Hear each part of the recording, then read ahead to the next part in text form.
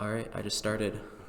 What is up, everybody? Here I am back again with Frog Machine. What's up, man? What's up? Nothing. Surviving from hay fever and a cold, Yeah, man. I'm just getting smashed by it, but yeah, it's terrible. pretty good Um, otherwise. How are you, anyway? I'm doing pretty good. A little tired, but it's a long day. A lot of schoolwork. Um, Schoolwork, yeah. yeah, for sure. So did you have anything you wanted to talk about? Because I have a list of a few things I wanted to ask about, and You got a list. yeah, I've got tissues. That's all I got. you So got if you want to tissues. throw questions, if you throw questions, then we can start talking about it. We could just diverge. That's Yeah, for I sure. generally, yeah, generally with conversations, I usually just go in because questions are too structured for me. I Oh like I yeah. like I getting in just and just whiting out. Yeah. I just had like some topics written down. Um, I guess one thing I noticed in a lot of your recent videos, you're a lot more like passionate, and it's like they're just better. I feel Yeah. like they've gotten so much better since the beginning. I don't know if you saw my live stream, but there were like clips that I have of your videos that are just I thought were funny. Yeah, Yeah, yeah, yeah. The glass half full, yeah, glass half empty. I just want to pick up the glass and fucking throw it at you. Yeah, yeah.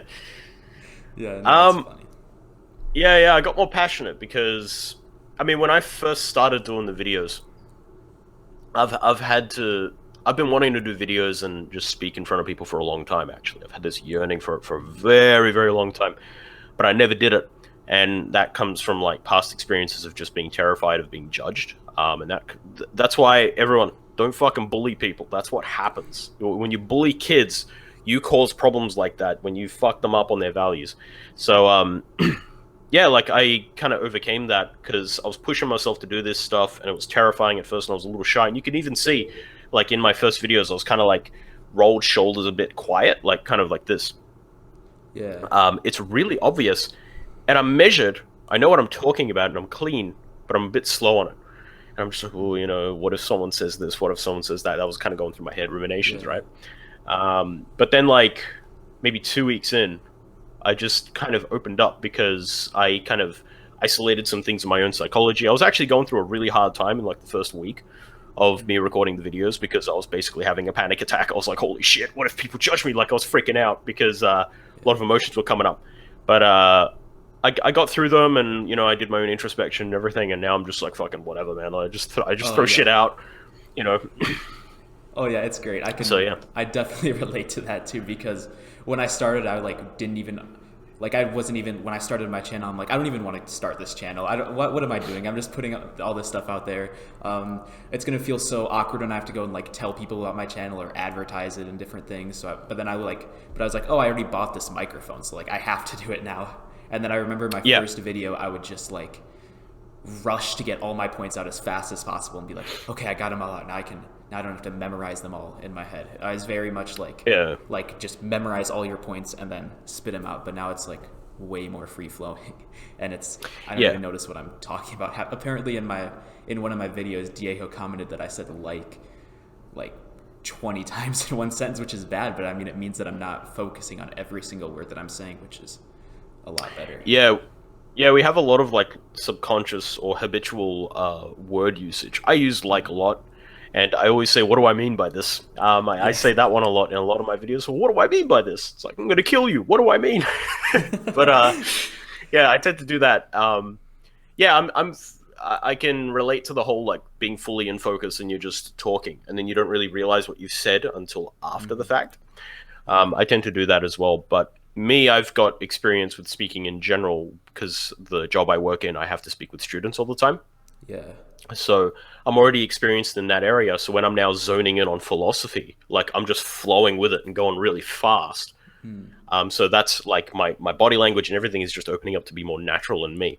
Yeah. Um, and yeah, like we have little habits, and I noticed it in my own videos because sometimes I rewatch them just to kind of like reflect and go, okay, what do I actually say sometimes?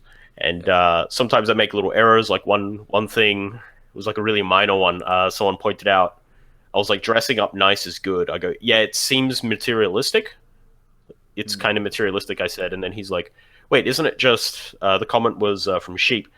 he's like, isn't it just, showing who you are, like selling yourself in that sense? So it's not really materialistic. And I was like, yeah, no, you're right. Like, I actually made a small error in my wording there. I said it's materialistic, but it's not directly materialistic in the bad sense. It's just, you want to look good.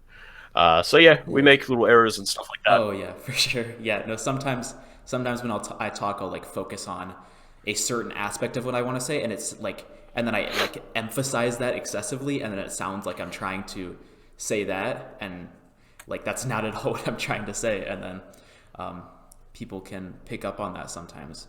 I'm trying to think of a good Yep. example for that, but also, but just relating to all the like common fallback phrases. Apparently, I say to an extent a lot, or like it's like so, Yeah. yeah, Rucka noticed that where I'm like, so I mean, yeah, you do this to an extent, yeah, and then Yeah. You were saying it's like, yeah, you know what? You are right. It's a self-esteem problem to an extent. I was like, no, I'm just right. yeah, That was yeah, like basically it. No, I'm just right. Like you're hmm you're you're slightly off on this, and yeah, you've almost got it. It's just it stems yeah. back from I think self-esteem. I think I think I was trying to say it in that comment. I was trying to say it like that. I was that like I had something right in the pointing out pessimism, but like I wasn't Hmm. entirely right. But I might have just used to an extent just to soften Yeah. the admission that I'm wrong. I mean, I could explain to you where you got it right because you were very close. Yeah, What you were talking about, like when you were talking about, we're going into the Charles thing. yeah. Okay, so That's all. the Charles thing, you were saying the pessimism was the problem. True, but to an extent. So pessimism stems from self-inflicted wounds. It comes from self-esteem issues, and because self-esteem is basically how you see yourself and like how you perceive the world and all that stuff. It's self-efficacy and do I deserve it? So the problem was that he was pessimistic about the world and he developed that pessimism because he came from a particular premise of him not believing that he was capable of surviving in reality or achieving the Yeah, values he wanted. And that is actually at the core a self-esteem problem because he's like, I can't, the life is impossible. But externally, when we look at like our surrounding environment and where we live and all that stuff, he can achieve his values. He was achieving his values. You look at the Patreon support, and he still gets some Patreon support, yeah, and I find that fine. If someone wants to still support him monetarily, that's them. If they find that kind of valuable, I will go into that a little bit if you'd like. But going back on we topic, don't need to go deep into the Charles thing, but yeah, yeah, it's fine. But yeah, that's kind of how it stems from. Like, it's like how you see yourself and how you relate yourself to reality, and then you develop certain worldviews. Like for me, I've always said like I'm objective about reality in the sense that I have a cold, for example, and I have hay fever, and I can be really pessimistic. I was like, why does this always happen to me? But it doesn't. It I rarely get sick. yeah, Or I could be optimistic. It's like, it's fine. It's just, my nose is on fire. It's like, no, it's fucking annoying. That's how I see it. It's annoying, and I want to get rid of it. But it is what it is. I'm just gonna have some mints, drink some water, pass out, all good. That's it. yeah, And there's no yeah, if or there's no high or low on it. It's just accepting the fact that it is. yeah. So yeah. And with the whole pessimism thing, I think I mentioned something in that video with that where I was talking about like, oh, pessimism can be like related to like you having a really low self-esteem, like a really or not like the characteristic low self-esteem, where it's also where it can be like I don't feel or like feel like this lack of pride, feel like I'm not like I can't achieve anything, or it can be related to narcissism. But both of those come from a lack of self-esteem because narcissism Yes. is. I mean, I talked about this in one of my recent videos also. Yeah, narcissism. I've studied a little bit about it because I'm gonna probably deal with a narcissist in my future at some point. Narcissism takes many different forms, and a lot of it comes from like a really, really high amount of evasion. And what I mean by that is usually they come from upbringings that were abusive or traumatic or something like that. And they integrated this idea that in order for them, like it's all about them and it's all about how people perceive them. Yeah, That's what a narcissist that's how a narcissist behaves. They don't really look at themselves as high and mighty. They look at others and go, they need to see me as high and mighty. That's Yeah. the perspective of a narcissist. It's the inverse, and it is well fortified. It is a very, very powerful psychology, and it is nasty because if you deal with a narcissist, they will gaslight you a lot. They will, and gaslighting. Do you know what gaslighting is? I've heard the term. I don't know if I could explain it well. So it's like me saying, "Well, you shouldn't do that. You're an idiot." And you're like, "What do you mean?" It's like, "Oh, it's fine." And then we just move on, right? What have I done there, though? What I've ended up doing is I've implanted a little idea of you being an idiot, Yeah. just a little seed. And if I Yeah. like, say for example, you're dating someone and they say this, "You're a fucking idiot," and you're like, "What for?" It's like, "No, don't worry about it. It's fine." Oh, Now, what yeah. happens? You're going to start ruminating. Why am I an idiot? This and this. They gaslight you. You start feeling insecure, and they're manipulating your actual position in the relationship. It's a power dynamic problem. Narcissists do that a lot because when you attack them on a point, they point out all your flaws. They'll be like, no, it's because you're an idiot. It's because of this. It's because of that. It's because of this. It's because of that. And you'll be like, no, but you literally did this. It's like, yeah, only because you did this. It's never about them. It's about you. So they gaslight you, and you end up being. That's why people end up in very abusive relationships with a narcissist or someone who's extreme on gaslighting. So, narcissists themselves, very, very defensive, very hard to work on, and even with like I've read stories about psychotherapists working with narcissists, and they're like, even if you make them aware of their narcissism, it is so hard for them to actually just get over that fact because they've got it so tightly integrated to be like that just breaking it down takes forever. It's huge evasion. Huge evasion. Yeah, for sure. Trying to think.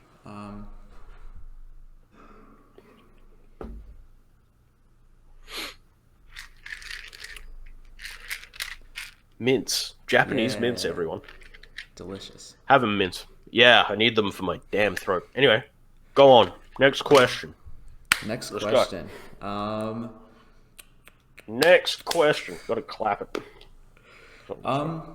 So one problem that I have been dealing with quite a bit in my life is this feeling, this struggle with regards to relationships, and I've talked about this quite a bit. And I feel like, I don't know, one of my biggest issues lately has been like I know I want to go get out and meet new people and like meet new girls and stuff like that, and I just don't do it. I'm like terrible at initiating conversation, and I don't know. Okay. Well, what goes through your head? Like, say, for example, you are at lunch, and you see a girl that's really pretty, and your feeling is she's attractive, I want to talk to her. What goes through your head when you're kind of contemplating talking to her?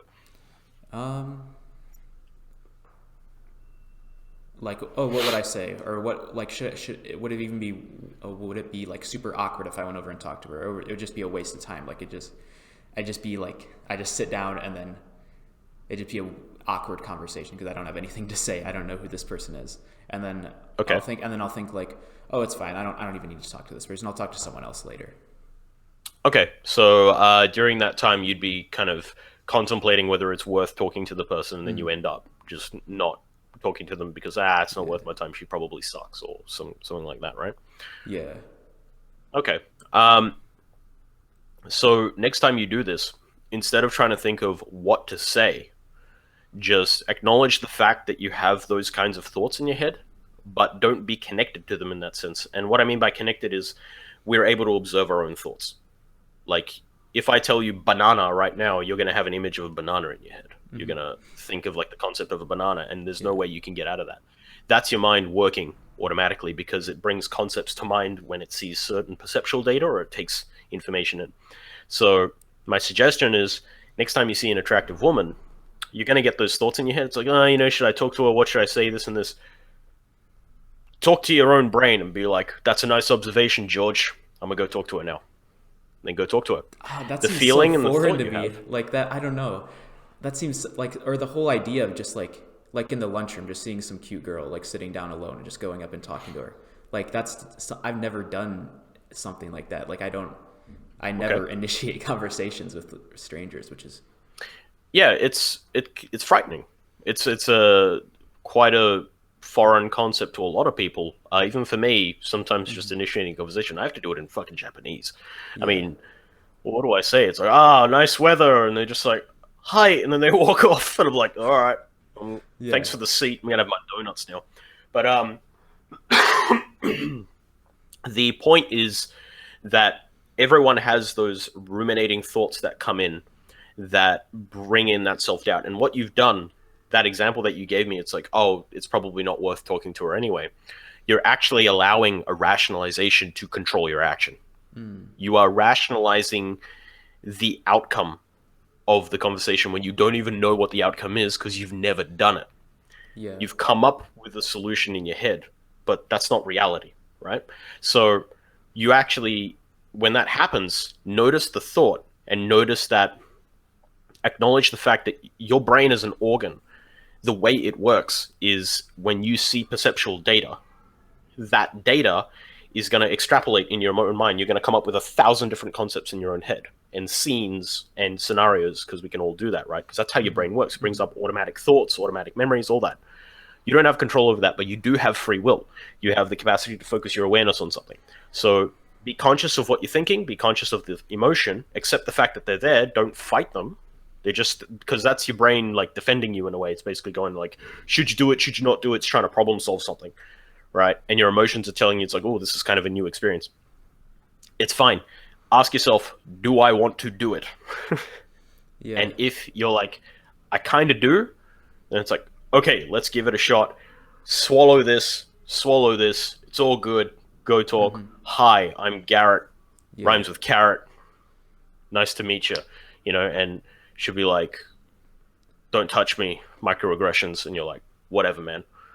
yeah. It's all good. And then just get up Yeah. and walk away if something, if it's awkward, or like, It's okay. So I don't know. this is For what I some- was talking about. For some reason, the first thought that comes to my head when I think about that is like, do people actually do this? But then I realized like, oh no, that's secondhanded. Like immediately when I say it, when I like think that and realize that that's what I'm thinking, it's like that's secondhanded. Why am I thinking? Like with Yeah. this whole relationship thing, I feel like I'm being extremely secondhanded, and like I'm coming up with all these rationalizations. And I guess I don't know. It reminds me of like some of the stuff that God, bringing up the Charles II thing again, but some of the stuff Charles II used to say about women, and like all those like rationalizations. Oh, there's no good women left, and it's just because you're not going and talking to them, and or like. And you're not all talking this- to them either.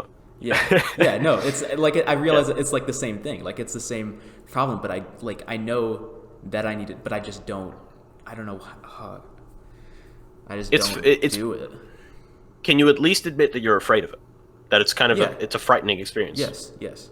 Yeah. Okay, that's good. Like, to acknowledge the fact that you are fearful is good. And something I said to someone close to me, because they were going through a hard time, I said to them, you stop being fearful when you accept the fact that you are afraid. Try to wrap that around your head for a second. You stop being fearful when you accept the fact that you are afraid.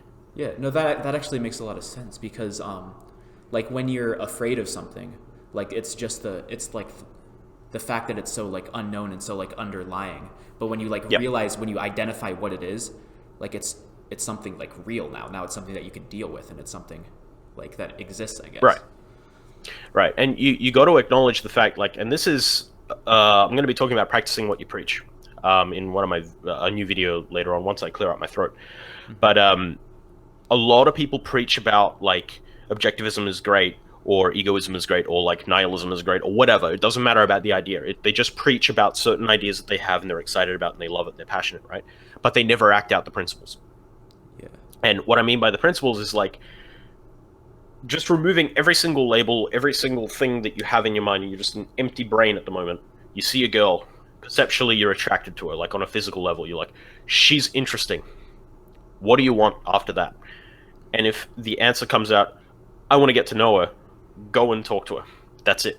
That's literally the only thing you need to do.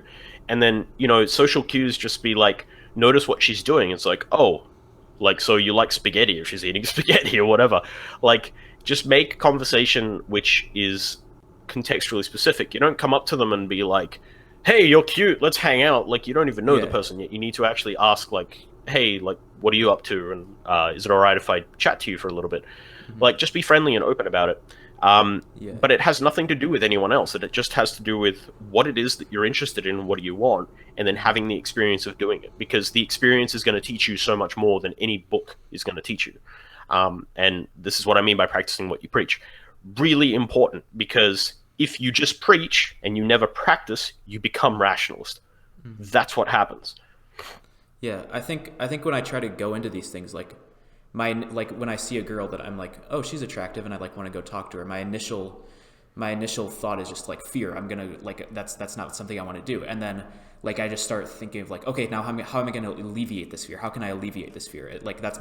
That's sort of like the initial thing that I go to. And then I always have like just these set sort of rationalizations, I guess, where it's just, oh no, it's okay. It's just this is just one event. Like I'll just talk to someone else in the future. I'll talk to someone else. I'll talk to someone tomorrow, or I'll meet more girls eventually. Like I don't need to just jump on this opportunity, just jump on every. But then I just do that for every single conversation. It's like I don't talk to a single one, which becomes a big problem. And think about the consequence of it. So you're really afraid. You get fearful of or shy about talking to a girl, which is normal. Like I was your age at one point. I was awkward as fuck, man. Like I was really awkward. All good, but think about like the feeling that you have and the thoughts and everything, and you go and do it. What is the worst thing that can happen? It goes weird, and then or she's like, I don't know. The worst thing that could happen is like you talk to her, and then like it's just like one word answers, and it's just super boring, and you don't have anything good to say, and it's just awkward, and then you see her in the future, and it's like weird. But okay, do you think you'll remember that in 10 years or in 5 years? No, probably no. All right. Why are you worrying about it? I don't know. It's just the emotions at the time is what I'm afraid of, I think. Because they're very strong, right?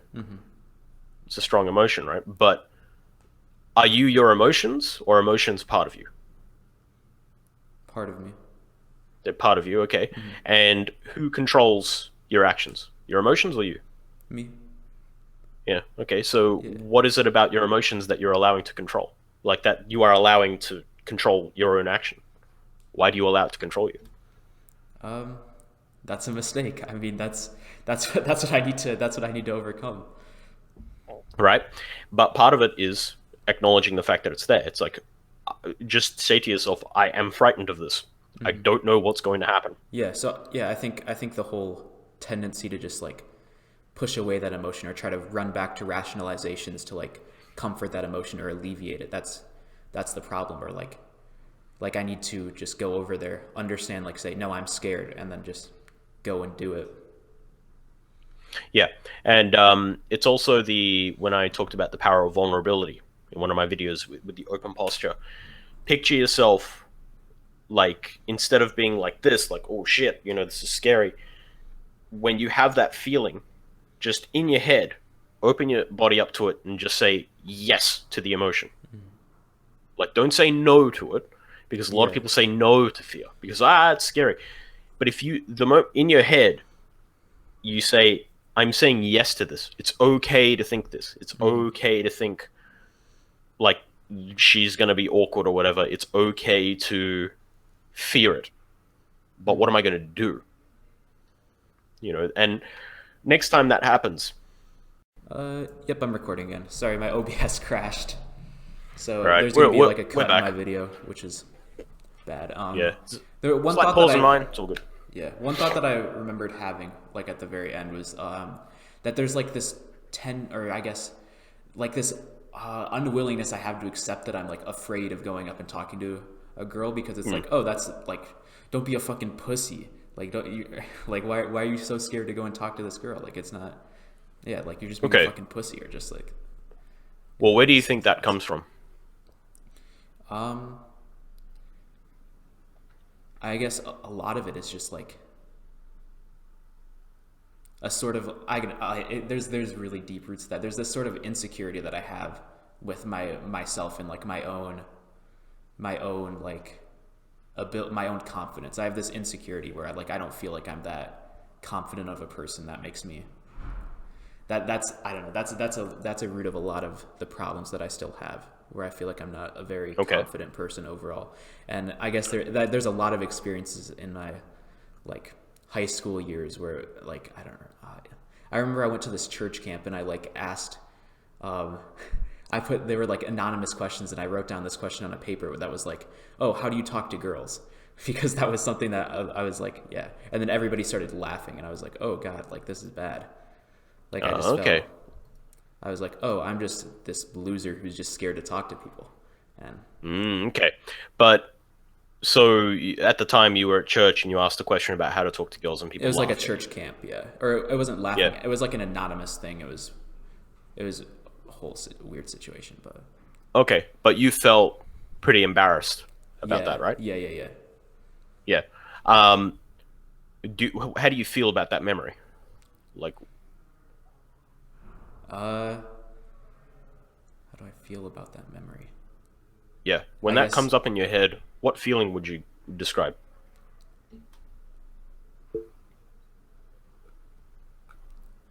Like, I just embarrassment, or like, I guess like, yeah. Observe the feeling right now.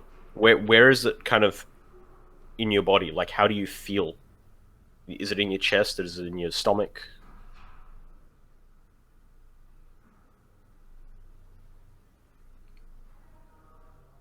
Like, just take notice. I don't know. I feel like I'm not like, that's weird. I'm not like feeling it as I'm saying it, which is weird. Like I'm just talking right now, which is weird. I don't know. I'm in a weird, yeah, I don't know. Maybe I need some water because I'm kind of, yeah, whatever. Yeah, it's okay. We don't have to talk about that. But this is something. No. I've just been like really tired all day, and I'm sorry. Yeah. This is weird. It's fine, but the thing is, you might be actually pushing down some feelings there, and those feelings need to come out. Because to give you some kind of like a relatable experience, I was pushing down a shit ton of feelings, a shit ton from when I was young. Because of the judgment thing, I was afraid of people judging me. What if this? What if that? Right? And that came from people who were really important to me at the time saying really mean things to me. Like one of the things that I always remember, and the thing is, you have to remember that memories, we can't forget the memories. Why do we remember Why do we remember specific things in our lives? Because they were important. They were important for some reason. Now, whether the reason is because of pain or happiness depends on the person, right? But when we look at those memories, we have to examine them objectively, and we also have to recognize that at the time we were younger, or at the time we didn't know certain things, and the way we reacted to those situations is what dictates a lot of how we feel.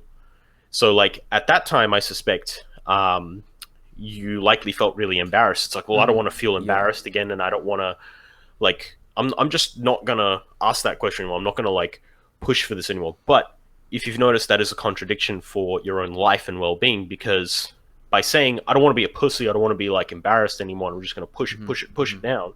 Yeah, it's causing problems of, well, I want to try talk to a girl now, but I don't need to talk to her anyway. So you're defending yourself because you don't want to feel that feeling you had, a couple of years ago, whenever that was, because it hurt. And it's fine to hurt. Like, it's fine to have those feelings. And as I said, going back to my own experience, like I had probably who I considered my best friend at the time. I remember specifically, I can remember the memory quite clearly. I was sitting down playing a game with him. It was a puzzle game.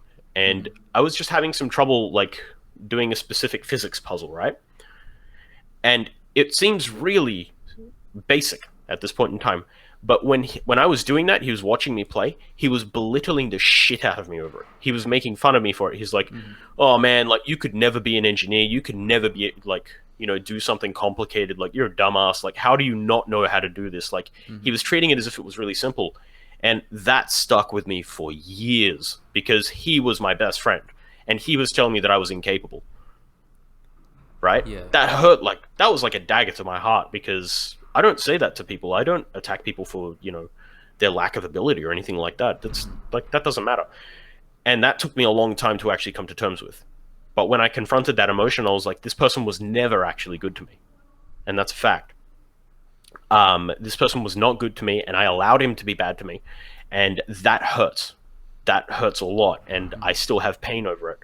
But I recognized, a lot of my own values and a lot of things that are important to me, which is integrity, honesty, and all that, through that memory. So you have to come to terms with those past experiences, and you have to recognize it's like I rationalized an outcome from these experiences. Like that memory of, say, being embarrassed at the church, people laughing at you, that sucks. It sucks that people did that. But the way you reacted to it is now manifesting in your own life, where you're like, I don't need to talk to girls anyway, but you want to talk to girls. Yeah. So there's a contradiction there, right? So now you need to work on accepting the emotions that came from that experience and allowing them to pass through you in order to kind of like come to terms with things and be like, it's okay to be afraid. It's okay to make mistakes, Hopefully that makes sense. Yeah, for sure.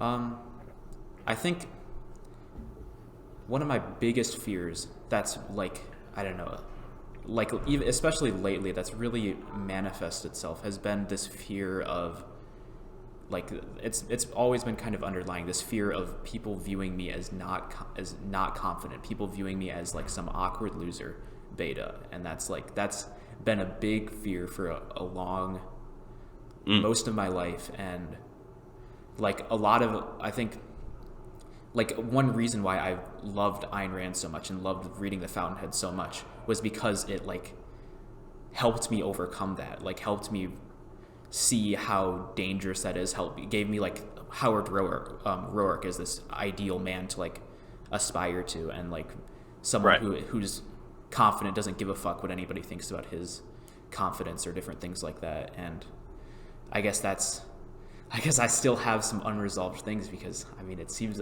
I don't know, lately it's been coming out, I feel like, and like especially in this video, I feel like that's been coming out as well. It's all good. I mean, do you want to explore that a bit more, or do you want to just leave it there? For sure. I'm fine exploring everything. Yeah, because this stuff can be pretty uncomfortable to go through. Like, going through old memories is quite hard. You said that when you were younger, like there were experiences in your life where you kind of were dealing with people who thought you were incapable, and you integrated that. You were like, I'm not really capable, and I'm kind of a beta male or whatever. Yeah. All those kind of labels. And then through Ayn Rand, you're a big fan of Howard Roark, I can tell. Because Roark is very much like, I do what I want, I don't care what other people think of me. And you wanted to embody that. Yeah, and he was like, he was like a shyer person too, which was like, he's like an introverted person. He still has this sort of confidence. And I guess, that's kind of who I wanted to structure myself around. But yeah. Right. But you're noticing that there are some problems there that you're having, which is like, you say you don't care about what people think, but on the other hand, you have trouble, say, talking to a girl, and you rationalize the reasoning, right? Yep. Okay. So that fear, where do those things stem from? You've isolated that a lot of the fear of talking to girls comes from that church thing, right? So not like, I don't know. That's not like not in the back of my mind all the time. Like that was just one example of something. I don't know why that came to my mind, but it did. And yeah, but see, I don't know why that didn't come to my mind, but it's important. It came to your mind. Yeah. So what other points in your life come to mind when you think of, I'm incapable of achieving my values, or I'm a beta male? Is it just that one, or do other things just suddenly pop up?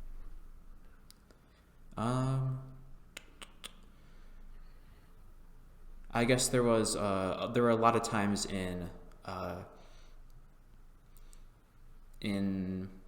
so I was in this like church group where we like would talk and like give like, we would all sit in like a circle kind of and like talk about like, oh, how I saw God in my like past week, and it'd be like a weekly thing. And then I would go and do that. Okay. And I remember the first time doing that, I started talking, or the first time that I talked at that thing. Normally I just would sit there and listen.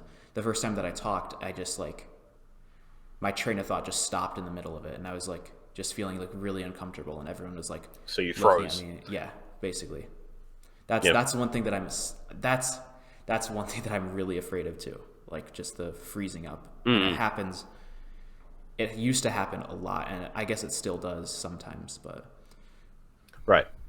And what do you think of yourself when that happens, when like you freeze up, or rather when you go back to that memory? How did you feel about that happening? that I'm like I'm this person that's like too afraid to talk to people, or too afraid to speak in front of people, or that I'm like lack confidence basically, or if that Yeah. makes sense. So would it be safe to say that you felt like you weren't able to communicate, Yeah. or that you felt like an idiot? I was about to say Mm-hmm. retard, but I'm going to avoid saying Yeah. those things. Okay. You felt like an idiot, Yeah. right? Yeah. Okay. Um, how would you compare your current speaking ability to 6 months ago? Exponentially better. Exponentially better. Okay. And how Yeah. did that come about? How did you develop that skill? By like making this channel and talking. By making the channel talking. Okay. And when you started making the channel, the first few videos, were you frightened of doing it? Was it a Yeah. frightening experience? Yeah. Yeah. Okay. Are you afraid of making videos now? No. Okay. So just do it basically is the You do it. yeah. All right. That's important. So you recognized you were afraid, but what did you want to be? Not afraid. Like You want to be confident. not afraid. Confident. You want to be confident. And what skill did you want to develop? Extemporaneous speaking, the ability to like just talk and not have like the long pauses, or just train of thought gets derailed. Yep. Trust my And you said it subconscious. right. And you said at one point that you want to be similar to Destiny in terms of speaking ability, right? Yeah. Or debating Yeah. ability. Yeah. Yeah. Yeah. So obviously you are passionate about that, right? Would I be correct in assuming that? Yeah. Yeah. Okay. Now, notice your childhood, your experiences in church, all that stuff, the pain you have from those experiences, what value have you discovered from those experiences? What value have I discovered? Yeah. Like, Think about what hurt you. just like the value of like being confident, or being able to speak, or like, Being able to speak, yeah. that's important to you. Right? So, this is an interesting thing. I talk about how we hurt where we care. Yeah. Why do we care about those things? Because we value them. Okay? So, look at your memories. Change your relationship with how you see those things. Change your relationship with the fears you have. What I mean by this is you have fear. Why? Because you have certain experiences which brought about that fear. That's fine. Yeah. Why do you fear it? Because you care about it. If you didn't care, you wouldn't have a problem doing it. And you wouldn't be as good at it either, because you don't care. You seeing how that kind of works? Yeah. Yeah. Yeah. Yeah. So do some journaling on this and really think heavily about your past experiences and how they have shaped your own values, because you obviously care about your speaking ability. You want to be a good communicator. You want to be similar to Destiny. Good values. It's fine. Those values came from your own experiences as a human being. And you had a lot of pain in those times, and you were like, I don't ever want to feel that again. That was your reaction. It's the reaction of a lot of people who go through like, bad times or bad experiences. You don't want to feel that again. Now it's time to change the relationship. I'm passionate about this, and I want to be like this because it's important to me. Now, if I feel fearful, it's fine to feel fearful, because to say I don't want to feel that again is putting an impossible goal. You are going to feel fear and embarrassment in your entire life at some point. Yeah. It is impossible to avoid those fears. Do you kind of get what I mean? Makes sense. Yeah. No, that makes sense. I'll have to. Yeah, and this is why Yeah, no, for sure, that's helpful. yeah, and this is why I spoke to you about like giving feedback on your video, because I noticed little habits that you were pointing out where you were like, yeah, you just don't feel this way. You feel this way about like when people say things. Like, no, if you feel angry at someone making a bad remark, feel it, be congruent with your feelings. It's called Yeah. congruency. Congruency is being in sync with how you feel. It is very important to do this, because the moment you deny that, you repress. And I noticed you were doing little subtle ones like that, and you were trying to defend your position, but I was like, long term, you will understand what I mean. And now that we're talking about this, I think it's starting to kind of break through the cracks there, where you're noticing, okay, this is kind of making sense. Yeah. No, I think it. So like, okay, why can I like feel, like, why do I feel so much different when it's like people, or I guess, I don't know what I'm trying to say now. So like with the gripers, like I was actually explaining like how I felt with their like irrational criticisms, and that like just laughing it off, like I just didn't give a fuck. But then with other people, like it's like I care quite a bit if they view me as a confident person. Okay, but what other people? Specifically, what other people? Women, people close to me, other objectivists, I guess. Okay, so People there's who are a difference like important, here. people who are like I view as having You got like, it. important opinions. People important to you. It's all about your values. Yeah. You don't value groper input, Yeah. so it doesn't matter to you, right? What matters to you is the words given to you by people that you think are important to you. So it's important to you to talk to a girl or to be seen by a girl because you have a yearning to enter a relationship. Yeah. It is important for you to be seen as a decent human being and a respectful person, or articulate rather, by objectivists, because you have a yearning to be seen as a strong speaker. But is it important for you to be a good speaker among communists? No. No, correct, because who cares about communists? No one cares Yeah. about communists. Communists don't care about communists. So the point is we hurt where we care, and where you care is specific to your life context.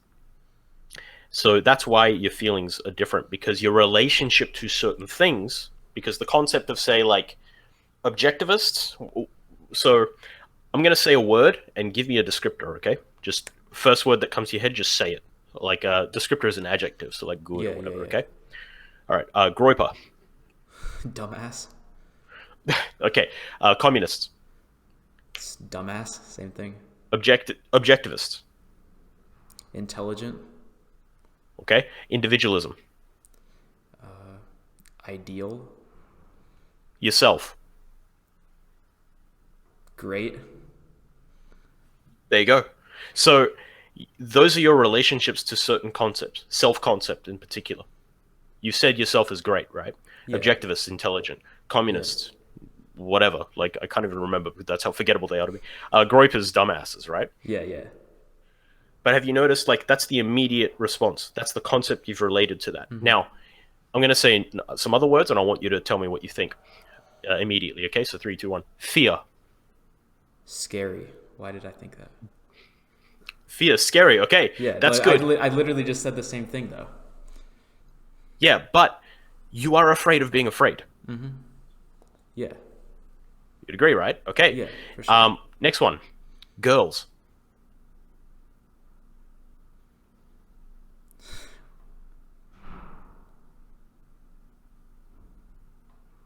Well, thinking a bit too much on this one. Yeah, I don't know. But I you don't know- like. I don't. There's a lot of different things that I. A lot of things come up, right? Yeah. Let's try women. Important. I don't know. That's the same thing. Okay. It's the but same. It's the same thing though. Like I had a lot Yeah. of time. Why did it turns off every time when I'm talking to you? It's because you said important women. No, Yeah, misogyny. Yeah. So the point here is that I'm showing you how when we have certain concepts in our mind, or we see something, we have an immediate thought about it, because that's how our brains work. So you have a relationship with yourself where you think of yourself as great. And then, but when I said fear, you said scary. Something to think about, because being afraid of being fearful is not good. Yeah. That you are creating a problem in your own mind. It's not a problem to be solved. Fear is just an effect. Now, what can you do to kind of solve this problem? So I'm going to show you an example with my mints. All right. If you establish a rule, if I say right now, I'm not going to eat these mints. I'm not going to eat these mints. I'm not going to eat these fucking mints. I'm not going to eat these fucking mints. I am not, oh shit, going to eat these mints. My throat's going to get fucked for this, but I'm not going to eat these mints. This example of me getting the mints, and I'm saying actively, I'm not going to eat the mints while eating the mints. What am I doing? My brain, I've established the rule of not eating the mints, but I'm actively, in reality, eating the mints. Yeah. I am resisting those rationalistic thoughts or the rules that I've assigned to myself. So when you, next time you go out, try to talk to someone, tell yourself in your head, it's like, well, you know, maybe I don't need to talk to her. Just start walking towards her. I'm not going to talk to her. I'm not going to talk to her. I'm not going to talk to her.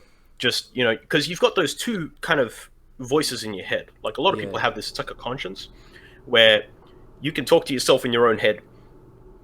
One voice, I'm not going to talk to her. I'm not going to talk to her. Well, I'm going to go. I'm not going to talk to her. I'm going to go. And then just go. That's disconnecting you from your own thought processes, from your own rationalistic place, because you get stuck in here. And it's very easy to get stuck in here. Yeah. Yeah, so you need to kind of separate yourself from the filters. So there's that you could do. And also, you've probably got some thoughts in your head now, like you can hear your own like conscience and everything. Change the voice of them. And what I mean by this is what I tend to do is like if I'm like in a particularly bad mood or something and I start thinking of some crap because I'm stressed or whatever, I imagine those thoughts, like the ruminations and everything, I change the tone as if they're two kids arguing on a field and I'm observing them. I am not interfering in what they are doing. I am just observing their argument, which is just like, it's just doing that, you know. By changing the tone of the voice and changing my perspective with my actual thought processes, I am noticing the thoughts rather than being the thoughts, because that is what free will is. We're able to focus our awareness not just on the external, but on the internal. We can focus very specifically on body parts. We can also do it with the mind. Yeah, that's interesting, because I mean, like that actually would help, because if you just watch it as like two kids arguing, like it's easy to just look at that. Like if you're just watching two kids argue, you can say like, oh, I think this person's right. And like when you're just thinking rationally, like you can just think, oh yeah, this person over here is right, even if like the person who's like, go talk to the girl, just go talk to the girl, just go talk to the girl. The other one's like, you can see it more easily, maybe. Yeah, it's a little abstract because it's all internal, right? But it is like seeing it as an observer. You're observing your thoughts rather than being inside your thoughts. That's kind of the way it works. So by doing this, don't judge the thoughts. See, this is very important. It's crucial to do this. Do not judge your own mind. Do not judge your thoughts. Acknowledge them. Acknowledge their existence, because you can't control automatic thoughts. They change over time through like integration and all that stuff. Yeah. But those thoughts are going to be there regardless of you saying go away, because the moment you say go away thought, okay, I'm gone. Wait, what's gone? This thought, shit. You know, it's that, it's a cycle. You can't. Back. Correct. And when people fight them, I said it like thought, like, you know, the term for a woman. The thoughts keep coming back even if you tell them to leave. Yeah. I mean, I have that problem all the time, all the fucking time. Just thoughts on my door all the time. It's like, piss off, you know. But yeah, that's the thing. Like those thoughts, they will be there. You cannot control or automatize thoughts. They come in automatically. Like, one thing that I struggled with when I was younger in particular was thoughts of like the concept of suicide. Suicide makes me uncomfortable as fuck. And when I hear even a joke about it, that gets stuck in my head. And I was like, why am I thinking that? But I've stopped doing that. I stopped saying, why am I thinking this? I shouldn't be thinking this. That thought came into my head because of sense perception. And that goes back to a history of mine where it's like, yeah, you know, suicide was on my mind when I was really young. And that was hurtful. But I can acknowledge that and I can accept it and go, look, that's why the word stays in my head sometimes and it lingers. But I'm like, it's fine. I'm going to get on with my day. It's fine to think anything, because thoughts do not actualize. What actualizes is action. So accept the fact that the thoughts are there, change the tone of them, that's a technique, Yeah. to like kids in a schoolyard, and just be the teacher that observes them, but do not interfere in it. Do not try to intervene, just notice it, be like, that's cool, I'm going to do my work. Yeah. Yeah. Yeah, for sure. That makes sense. That was a lot of good stuff in there. I think I said that the last time we talked too. At one point, I'm like, yeah, a lot of good stuff in there because. Yeah, hopefully it helps. I mean, this is all Yeah. like based on counseling practice and my own Yeah, personal for sure. experiences. So this Yeah, is that's like a pretty much counseling session almost. Pretty much live for all the other objectivists to see. Yeah. Counseling session with Frog Machine and Gold. Yeah. But I mean, I'm curious. Like, you're interested in like getting a relationship, right? Yeah. Yeah. Like, why do you want to have a relationship? Well, I mean, it's just like someone to. There's a lot of reasons. Holy crap! Just someone to like spend time with, someone to like live with, essentially, someone to like go do fun things with, someone to talk to, like say everything on my mind with. Like that's a really really helpful thing that I noticed. Yeah. And then just like I guess the sex stuff too, like all that good stuff. Yeah. I mean, like obviously you want to attracting share me. things. Yeah. Yeah. Okay, cool. Like when so you want to find someone, right? But are you looking at it from the perspective of I need to have a girlfriend, or is it like a girlfriend is like like an important part of my life, but my primary is like what are your priorities? What's your top 3 priorities in life, basically? Top 3 priorities in life.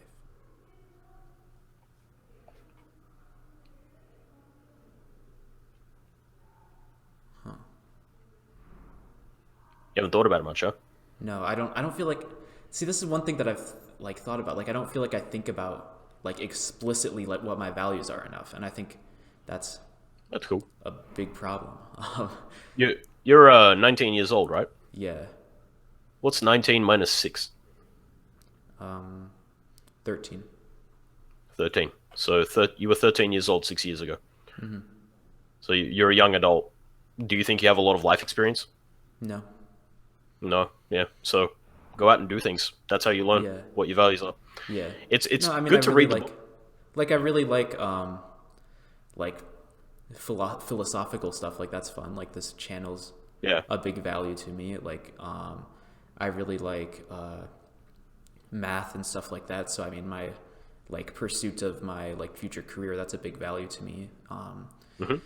I really want to have like a family someday. That seems like something that I really want to do. So that's I guess Right. that's a big value to me. So that's part of why I want a relationship. Yeah. Well, here's the thing. Like you're 19, and what? Like I'm 30. Yeah. I've been with my partner 1.5 years. So I found her 1.5 years ago. Before that, I was in a relationship for like 2-3 years. Yeah. But it didn't end up working out. I've been through a bunch of different relationships. I've had, like, I haven't had sex with just one person. You know, I've had like I have experience in my life, but that didn't stop me from making errors. That didn't stop me from pursuing different people and like building things up. I would have no idea if I just was like being really picky about the things I choose in my relationships. I would have no idea that the girl I'm with right now is the one that's right for me, because you need those experiences. But this doesn't mean like just chase girls because ass, you know. But be thoughtful about it, but don't be like hyper selective to the point of, well, she uses the word actually too much or something like that. Don't be like a weirdo where you're being so specific about flaws and you're trying to Yeah. find the flaws. Look for the positives in people, Yeah, and look for for sure. how those how those values contribute to your own life. The mindset that I always talk about with relationships and looking for the right person is, you have to ask, is this person right for me, rather than am I good enough for them? No, it's always the other way around. Are they right for me? And that's it. Because that way you look for the person that fits your life the best. And if they don't work out, well, you know, move on. Just Yeah. deal with those things, learn from it. What did I get from it? what was important to me in the relationship, and what was it that I didn't like, and what's like red flag, what's, you know, green flag or whatever. It's just life experience, man. And it's you're young, so you're in that like, you know, I want to get some bitches, you know, you're just kind of in that like attitude. And you know, I apologize to all the female audiences, all three of you. I think my demographic's still 100% male, but we'll see. Yeah, well, frogs, but 90% frogs. But yeah, like big fat frogs at that. To reference.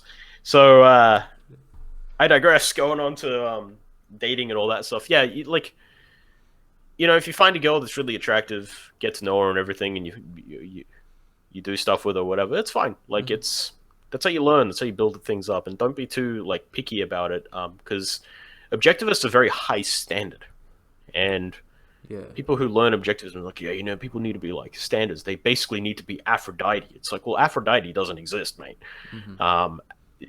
Just look for someone who reflects who you are, who you feel like they can see you for you, rather than like, she's got a nice ass but she's a moron, or she's really nice but she has no ass. You need the integration. Like, physical doesn't matter, and people who say physical doesn't matter are lying. It matters, and it has to meet your standards, and it's all about what you like, rather than like there's some kind of like outside standard. It's like, well, she has to have big hips because big hips means she can give birth to kids easy. Oh, fuck off. Like, just don't give me that Stefan Molyneux shit, you know? It's just... Yeah, it's just what big you like. Hips means she's hot. That's what that means. Yeah, big hips are great. I'm a big fan of, like... I'm a butt guy, personally. Like, and yeah, I'm not going to go into my relationship, but I'm very happy with my partner. I love her a lot. She's like the best thing in my life. And I found her through, she just appeared. Like, she just appeared at my work one day because she started working there. And I remember talking to her for about 15 minutes. She speaks very good English. And after those 15 minutes of talking, it's all I did. I just introduced myself. We talked a little bit. I could not stop thinking about her after it. It was like something in me was like, I need to talk to this girl and I need to get to know her. And then I made the decision next time I saw her, I was like, I'm just going to ask her out. I'm just going to ask, let's hang out. Let's go for lunch somewhere or dinner. Let's hang out and get to know each other.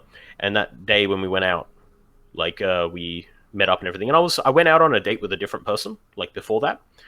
And it was a really interesting difference because that person, I was very direct with them. I was like, yeah, I'm just looking, you know, seeing if I can find someone to commit to and everything. And she agreed and all that. And we went out, had lunch, and we went to karaoke together.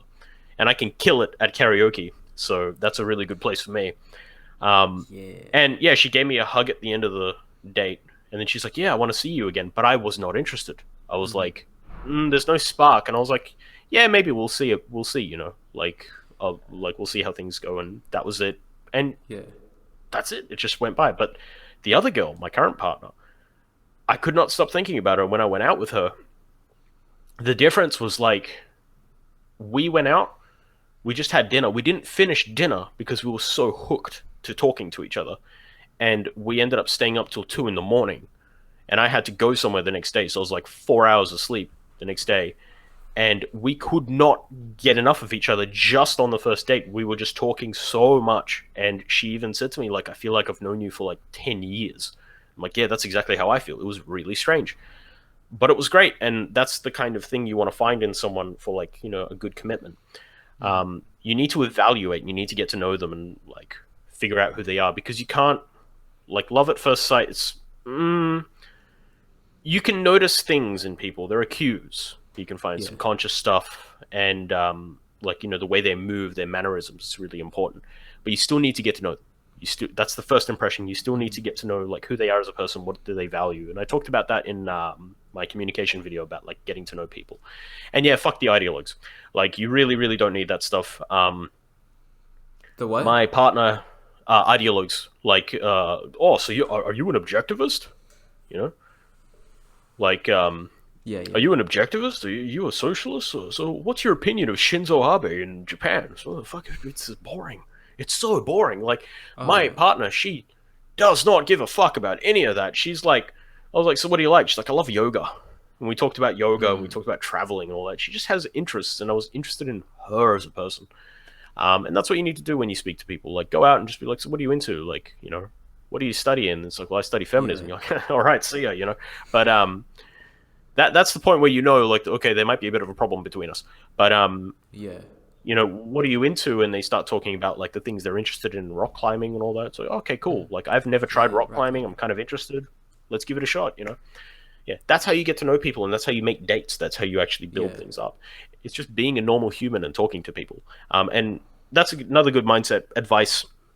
Oh, God, I'm sweating. That's on stream. So, yeah, it's hot in my room, man. It's spring's coming, so yeah. But Nice. good advice is go in with the mindset that women are just human beings first. Yeah. Like, That's something, I think that's something Rucka mentioned a long time ago. He's like, yeah, don't like idealize women. Like they're just other people. Yeah. Like, and I feel like, I don't know that, I guess there's an extent to which that, has affected me because it's to an extent once again, but yeah, but in the context, it was okay. So it's fine. Yes. A lot of guys fall for this. They go for the whole like, oh, hot girl, I need to put her on a pedestal and like worship the ground that she walks on and like, you know, sniff her farts or whatever, fucking weirdos. But you can't do that. And why can't you do that? Because imagine you meet a girl who worships the ground you walk on and who is like, you are the best and you're like my life and I will do anything for you. If I say that to you, I will do anything for you. How does that make you feel? like, I don't know. That's, I don't know. It comes off clingy. Clingy, okay. That, like, so if you it's a feel girl. like, yeah. And do you feel like you're pressured? Yeah. Kind of. So that's what happens. Because when you're really clingy and like constantly praising a girl, the girl's going to feel like she can't make mistakes. She's going to feel like that she feels like she needs to meet a certain standard and keep it consistent, and there's pressure on her. It pressures people a lot when you pedestalize. But if you treat a person, if you just meet them and talk to them as like just a human being and be like, I respect you as a human, I don't give a shit about your gender or whatever, like I'm just getting to know you as a person, they feel way more comfortable because that you're able to recognize that they can be flawed, they can be good, they can be morons, they can be anything. So yeah, treating people as human beings is really important, and this part I think is like, this is like a key point for a lot of boys, a lot of guys who are like, I'm interested in dating. Oh, that girl's really hot. Look at her. She's amazing. This and this. Like, yes, she's attractive. Who gives a fuck? Go talk to her and see what she's like. You know? Yeah. You know, I've seen a lot of attractive dudes. I'm not attracted to men, but like I go, physically they look like an Adonis. I'm gonna go talk to them and be like, yo, how'd you become Adonis? You know? Like, that's what I asked. It's like, how the hell do you become Adonis? Like, I just straight up call. I'm like, you look beautiful. Adonis is, I think it's based off Greek mythology. Adonis was like a super beautiful person. Like just beautiful physique and everything. So it's like, don't say that to girls. Like, you look like an Adonis. It's like, well, what's that? Like a beautiful man. Excuse me. Freak the fuck out. Oh man. It's like, but yeah, man. Like, just picture it differently. Like when you see an attractive girl, imagine it as if you're just talking to me. Yeah. Because I'm real chill and everything. It's just like, yeah, I'm just gonna go talk to her. It's like, hey, like, what are you up to today? Yeah. Yeah, I feel like, I don't know. Like, I feel like I understand, like, that's what I need to do, but it just seems like, what the fuck do we talk about? Like, I don't know this person. Or, and like, half the time, like, most of the time when I'm, like, talking, I don't know if you've noticed this, but I just, like to just sit back and listen. Like, I rarely have, like, stuff to add or stuff to jump off of with stuff. You can do that in the conversation. So if you meet someone, if I ask you, okay, how are you? I'm doing pretty good. A little tired. Okay. All right. Now, that question is like, it's all right, you know. Now, if I ask, what have you been up to lately? been recording some YouTube videos, been doing some schoolwork. I went to class today. Okay. What was the class about? Well, my Spanish class, we talked about the Cuban Revolution, and my Spanish teacher was showing some videos that were a little bit too praiseworthy of Che Guevara and Fidel Castro, but Okay, so you're not a fan of Che Guevara? nah. All right, why is that? Because he was a communist. I mean, basically, he's a Okay. communist guerrilla fighter who killed a bunch of people in the Right. name of a terrible ideology. Now, going back to the original question, how are you? I'm good. Yeah. And I ask, what have you been up to lately? That's an open question. You gave me like 4 things, and then I isolated one of them and was like, all right, what have you been studying recently? You told me you've been doing Spanish. That's how you make a conversation. I didn't need to say anything. I said like 4 things. That's it. Yeah, for But- sure. I mean, but I don't know. I feel like some people I just talk to and it's just like quick answers, and it's like I don't know where to go from there. So maybe I just need to like get better at asking questions and coming Practice. up with stuff to talk about. But Yeah, just practice, man. Like, you talk to people, like you could just talk to people at like a cafe. Someone in front of you, it's like, how's your day going? They're like, yeah, pretty good. It's like, oh, what have you been up to? Well, you know, this. Just practice it. Simple things. And then, yeah, through that, you'll learn to be more confident. You'll learn to just be more natural, go with the flow. Just don't do the pickup artist shit and neg girls and all that stuff. That's just... That's yeah. bad idea. Oh yeah. No.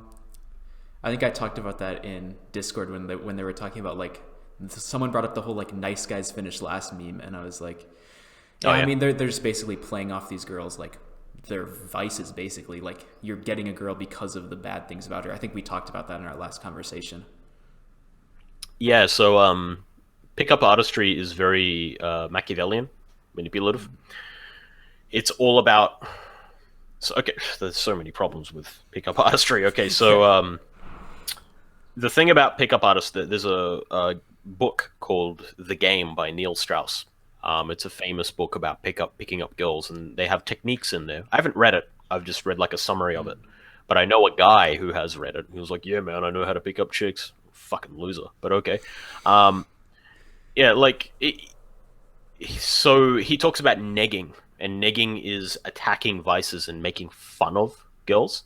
And what this ends up doing, like if a girl is really attractive, a really attractive girl gets a lot of attention in like general dating scenes, you know, because guys are always interested in chatting to attractive girls. They're just very like hedonistic in that sense.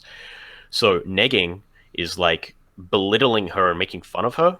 And if she has a low self-esteem, she's going to be like, why is he making fun of me? Like, I'm important because, you know, a lot of guys talk to me and this and that. So they start chasing the guy because they're trying to find validation on that physical sense. So it's 2 people who are both neurotic in their own way, you know, getting together because they need to validate themselves. Now, the girl is being validated based on materialistic pleasure, like just hedonism and stuff. It's like, yeah, I feel worth it now. Yeah. The guy... he's treating sex as an end goal in life. Now, the problem with treating sex as an end goal in life, as like my goal is specifically to attract hot girls and have sex with them. Sex is good, but if you treat it as an end goal, you are always going to be second-handed. You are not achieving your values. You are basing values off the validation of other people's. Yeah. Like sexuality and stuff. Always. So fucks up your self-esteem completely. And even if you try it, your conscience will scream at you. That's why your conscience is screaming at you when you try to neg girls at first. It's like, oh, it's uncomfortable at first, but just, you know, swallow your pride and go do it and fuck a girl. Yeah, it's easier to be a pickup artist if you cull that consciousness of yours, that conscience that comes up.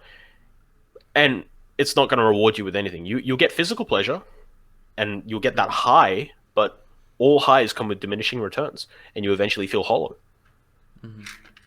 That's why you always got to focus on yourself first, focus on what you love, like the things you genuinely love, and good people will come.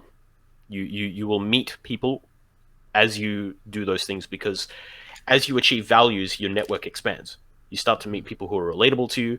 You start to go into areas where people have similar interests. It starts to isolate social circles where people are similar to you. It's like you got into objectivist circles, Yeah. and now you're meeting people who are really like-minded, right? Yeah. Same thing with dating and stuff. So yeah. Yeah, for sure. Uh, with the whole pickup artist thing, one thing actually, this kind of relates to something in the past that's happened. Uh, I didn't think that was something that I could possibly do, like get a girl just to like have sex. So I was like it comes from that lack of confidence thing. And so then I remember like there were a few times that I just like tried just to get some random girl, and like it was successful, but like the feeling of emptiness afterward was so terrible. Yeah. That meaninglessness, Yeah. that it's a hollow feeling. Yeah. I was in that phase for a very short time. I was nicest kid on the block when I was younger, but then I got frustrated in my early 20s, and I went in a small phase of playboyness. Yeah. I'm good at speaking. I know I can manipulate if I want to manipulate, but I'm not a moron. My conscience was fucking screaming at me the entire time, and I Yeah. blocked it off. I was like, nah, it's fine. And then something happened where I got bitten in the ass. Basically, like I dated a girl who was a pretty shitty person. And that bit me in the ass hard because, like, she ended up being a bad person, caused some problems for me. And then I was trying to resist. It's like, oh, it's fine. Just got to get a better girl. And then I broke down and I was like, no, I can't do this because something is wrong with this. There's no meaning behind what I'm doing. It's just completely pointless shit. Like, it's easy to find a girl and have sex. It is really easy. To make it even easier, if you're wealthy, go hire like 38 prostitutes. You know, that's how easy it is to get sex. But the point is, it's like it has to be earned. Yeah, I mean, it's like just masturbate at that point. Like, there's not. Yeah, and that's the thing. Like, I'm going to talk about that topic specifically as well. That's a big topic: self-love, masturbation, sex, sexuality, and all that. That stuff is important, and you have to be able to take care of yourself first, both sexually, both mentally, in your values, in every aspect, before you can take care of others in the proper sense. Before you can have someone in your life in the proper sense, you have to have confidence in your own self, and you have to have that like solid sexuality. And pickup artistry is trying to just like skip over a lot of important factors of yourself and going, well, I'm going to make my purpose chasing girls for sex or whatever. Never works, because you're validating yourself off others. Validation seeking, second-handed.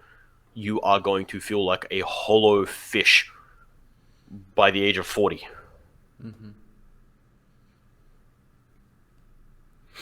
Yeah. Yeah, that makes sense. A lot of stuff. Yeah. No, it was good. Got in a good counseling session. Yeah, but notice, everything that I'm talking about, I'm open about my own experiences. You have to have experiences.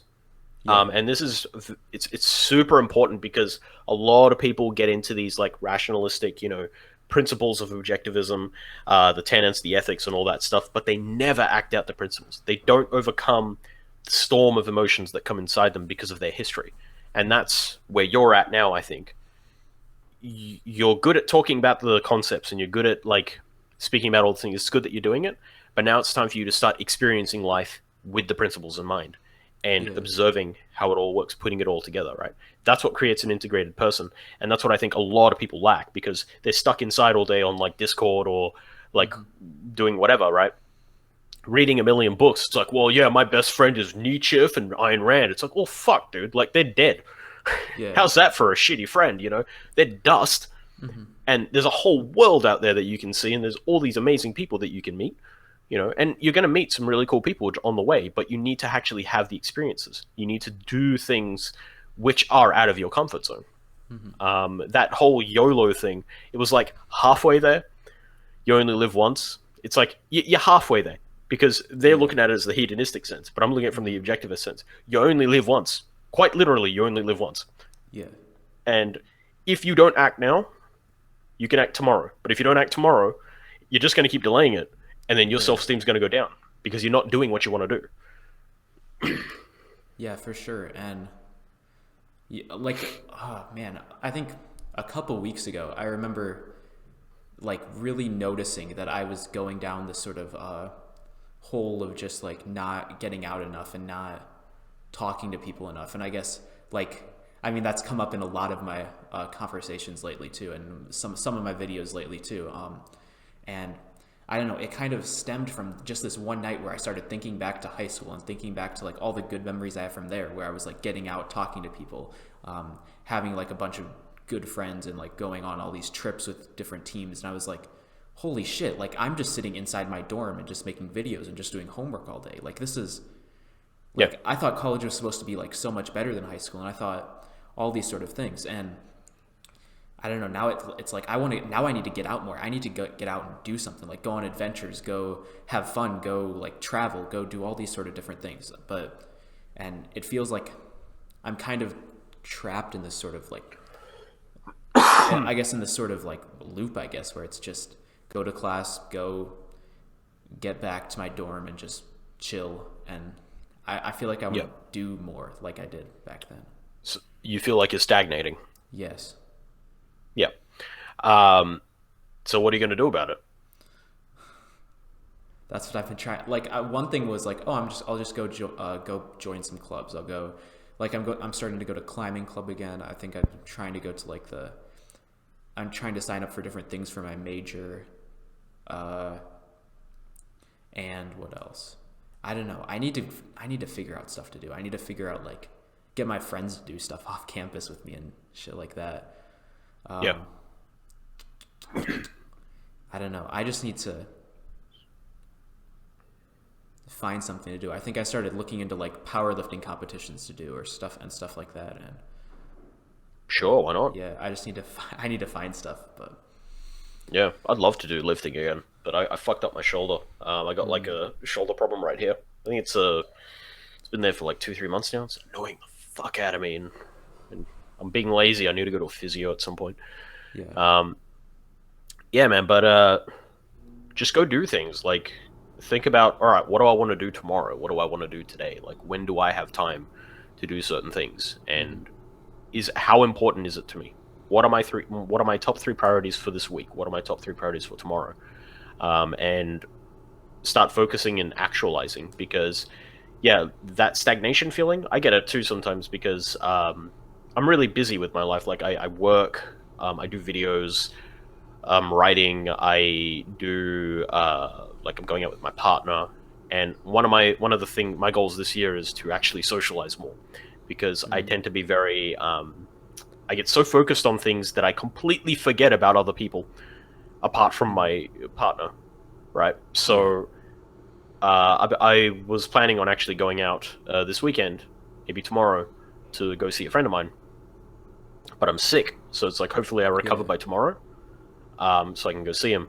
But we got coronavirus here, so I'm like having a cold while there's a corona out there, you know. I gotta weigh in my options. So yeah, I'm trying to actualize on that area, but there are legitimate obstacles that I have to deal with. But if I wasn't sick, fuck yeah, I'm going out. I'm gonna have like a burrito or something with my mate. For sure. You have to balance those things out, and you have to recognize like we have so many different needs, and humans are social. We do require socializing. It's a really important aspect of our lives, and that doesn't mean like second-handed validation. It means we have a yearning to share what we do in our lives, what we value with other people. Why do you want to date a girl? Because you want that. Why do you want a good friend? Because you want those values reflected back at you. It's called psychological visibility, reflection of values. So that's a big need in a lot of people's lives. It's very rare for a hermit. Very rare to be a hermit. So we have those needs, and it's like when you start feeling that way, you have to introspect and go, okay, what am I missing right now? What am I missing in my life? How am I going to get it? And then you just start making that process. But you have to take the action. It's easy to give up, but it takes courage to actually actualize, to push forward. And you got to resist, the school kids in the head and the feelings of fear. It's like, it's fine to fear, because that's how you become fearless. And kids in your head, hey, fuck them. Like, just let them talk. You're the teacher. You got work to do. I'm a teacher, literally. I have work to do.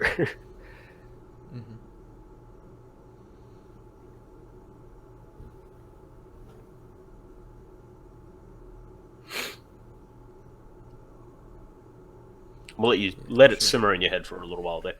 Yeah, I'm more trying to think of something to talk about. You I wanted to mean, talk about what was it? Emotions? emotions. Well, related to what? We kind of got into that. I mean, we talked about. We did, yeah. I kind of wanted to like.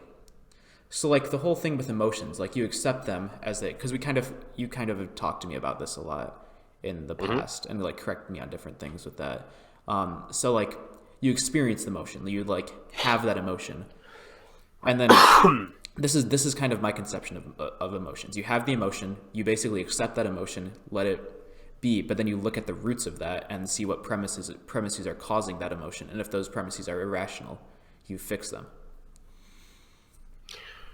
It's not so much about the premises; it's about action. And what I mean by this is like if you have an effect of like I feel afraid of say talking to a girl. Why? Because the cause came from this particular memory. You can't change the memory. That premise doesn't need correcting because it's already happened. So Sure, you but have to be like like, premises, I mean like value judgments of that situation. Like with fear of going over and talking to a girl, like it's like mhm. this like value judgment of like this is something that's going to be awkward, or like this is, or like awkwardness is bad, or that's something I should try to avoid. Yeah. I want to go down and correct that sort of judgment. Well, what I mean is if you want to correct how you approach things, you actually need to act while simultaneously acknowledging the feelings you have.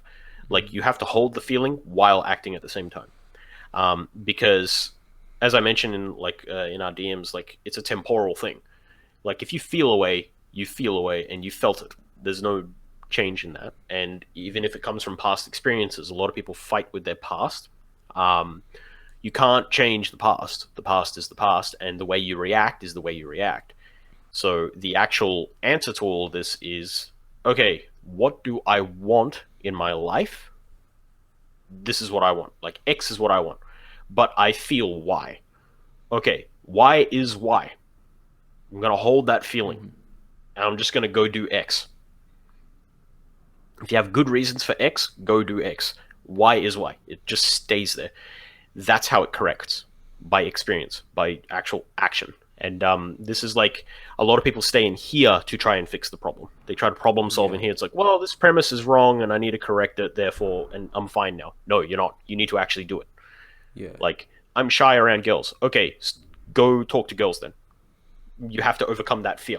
And the fear is going to remain until it's overcome. So would you say that there's like a action implication of every emotion? Like with fear, it's like if you're afraid of talking to a girl, the implication of that emotion would be don't talk to that girl. But you basically like ignore the fact that that's like the implication, and you just go and talk anyways. Would there be that like is The there a similar thing with other emotions? I'm trying to I don't know. Yeah, it's pretty abstract. So, fear is potential loss of a value, potential like damage Yep. to you. Now, you can examine that all day long about where it comes from, and you can isolate it down to memories and all that stuff, right? So, okay, I feel this fear because of that, but how you feel, it has to be accepted always because you don't control it directly. You can't push through an emotion like on that really hyper aware, conscious, forced like push through, right? I feel fear, but it conflicts with the action that I want to take. It's like, fear of girls, but I want to talk to girls. The only thing you need to do is to go, okay, I feel fear, but that's okay because it's an unknown. And my actual values is I want to talk to girls because it's important to me. You need to establish why it's important, of course, why those values are yours, and then you go and do it. And if it's so frightening to you that you back away, well, that's the evasion. You've evaded the fact that you've evaded the achievement of a value, and you've allowed your emotions to actually overcome you. You've become an emotionalist. You haven't just accepted the emotion as something that's telling you this is frightening. Okay, it's frightening, but it's a valued direction, right? Um, and it's the same thing with like happiness. Okay, happiness is, I feel really happy when I'm doing something. Okay, you keep doing it. Now, fear, if it's conflicting with something that you want, you can just go through it. It's like, it's okay to feel fear. Just keep going. That's it. And if you need to do something easier than that to build up to that primary value, go talk to people at a cafe, do those things that eventually kind of build your skills. Because that fear might be coming from the premise of not knowing an outcome, you know. But if you have a fear of jumping off a cliff with a partially torn bungee rope, you don't do it, because rationally you can determine that's actually dangerous to your life. But if it's fear of a girl, that comes from premises, and those premises, you don't need to correct them. They correct naturally as you act to attain values. So it's about just allowing it to simmer. Just, yeah, it's cool. It's fear. Just keep going, because you can rationally determine it doesn't matter. Like this is the that quote that you like from Howard Roark: "Pain is not a valid emotion."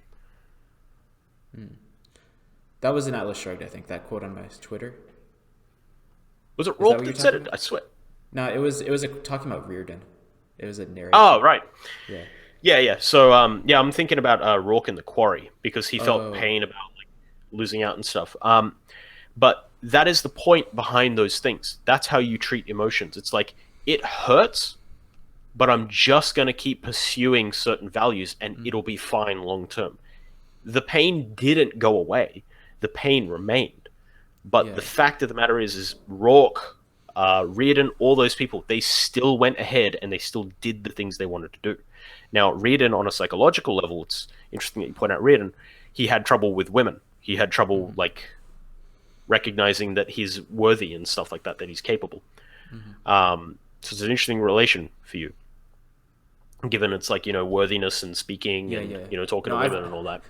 I've mentioned that in the past. I think like someone's asked me like, oh, what characters in Atlas Shrugged do you like? And I listed all of them basically. I listed Ragnar, Francisco, and Reardon. But yeah, with Reardon, I talked about like, I relate a lot to a lot of the things that he feels with like early in the novel with like women and sex and some of those like almost religious sort of views that he has of sex. Yeah. So a really good example about like the fear and action. You said that you were kind of fearful of doing these videos the first time, right? But you ended up doing it, right? Yep. What was the effect of that? More confidence in doing the videos. And the fear just kind of went away, right? Yeah. There you go. That's exactly the same way you look at women. But if it was the case of like the bungee with a partially torn rope, you determine that is actually a danger. There is legitimate fear behind that. It's okay to feel fear regardless of regardless of the things you're doing. But the point is like you determine, it's like, okay, I feel fear. Now, am I going to do it or not? What are the reasons behind me doing these things? If it's like, well, I'm going to jump anyway because no fear, bro, then you're an idiot. But if it's a girl, it's like, well, I'm pretty terrified of this because of experiences, but I'm going to let that be there while I continue to do it, and eventually it's going to go down. Because it's like defense in a way. It's your body is telling, it's like a survival mechanic where you're like, hold on, there's something that might be scary here. And then you think about it and you go, okay, there's nothing scary here, but I feel that sensation anyway. Cool, I'll just keep going while I feel that sensation, and eventually it's going to die down. Like, because emotions come after your actions. They don't come like, I'm not going to feel anything anymore, and it just goes down. No, that's not how it works. It's just, you just keep going and it eventually simmers down. And that's exactly what happened with your videos. You just did it, and it went from fear to really high excitement to normalization. Is that how you would describe like making the videos? It was like fear, releasing your first video, heightened fear because, oh shit, what if people say things? And then it was like excitement, because fear and excitement have very similar like energy, feelings of energy. It changes to excitement and happiness, and then just goes back to normal. You just feel normal. Yeah, for sure. Yep, and that's exactly what's going to happen if you just go talk to a girl. Yeah. Hopefully, we'll see how it goes. I'll have to do that sometime. Yeah, and like I said, if it's like really, like, oh, I'm not really sure to do it right now, just go talk to someone at a cafe. Start in small steps. You don't need to go the big steps straight away. Yeah, yeah. So I mean, I could just like in the cafeteria, just go and sit by some girl at the cafeteria. Yeah, or like just people in front of you waiting in line, just be like, hey, how's your day going? Yeah. Yeah. And or you could ask them like the shitty pickup line that I've got. How much do polar bears weigh? I was actually thinking about doing that this week, but then I never did it because every time that I did it, I was like, I'll just do it. I'll just do it later. I'll just do it later. I was like, I should do it before yeah. I was like, oh, I'll do it before my conversation with Frog, so I can talk about it. But I was like, yeah, I just never did it. Yeah, and a lot of it comes from fear. You're allowed. See, the irony here is, I remember Penny, one of the people who was talking to you in my comment section. She's awesome. She's one of my favorite people on the internet. We talk a lot in private, and we get along very well. But she was like, you were like, isn't that just emotionalism? I remember you mentioning to her, and the irony is, you're the one being the emotionalist because you're allowing the fear to overcome your action. Yeah. That's emotionalism. Yeah, so I mean, in my actions, but I feel like when I explain emotions, I feel like I explain them well. Like I'm right on a lot of things. Yeah, see, that's the funny thing about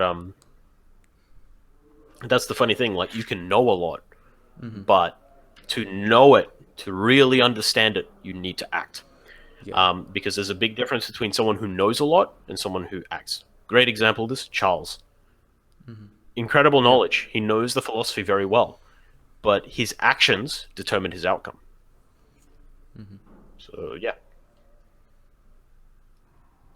Yeah, that makes sense because, I mean, I don't know, Charles seems like this, like, perfect sort of character of what I don't want to become in this whole, like, pursuing women sort of thing. Like, I don't know, he makes it easier for me to sort of see when I'm going down these sort of rationalizations for not talking to a girl, or, like, because it's like, oh, wait, I sound like Charles right now. When I can hear myself, Yeah, I mean, like, Charles is very intelligent. He really knows the philosophy.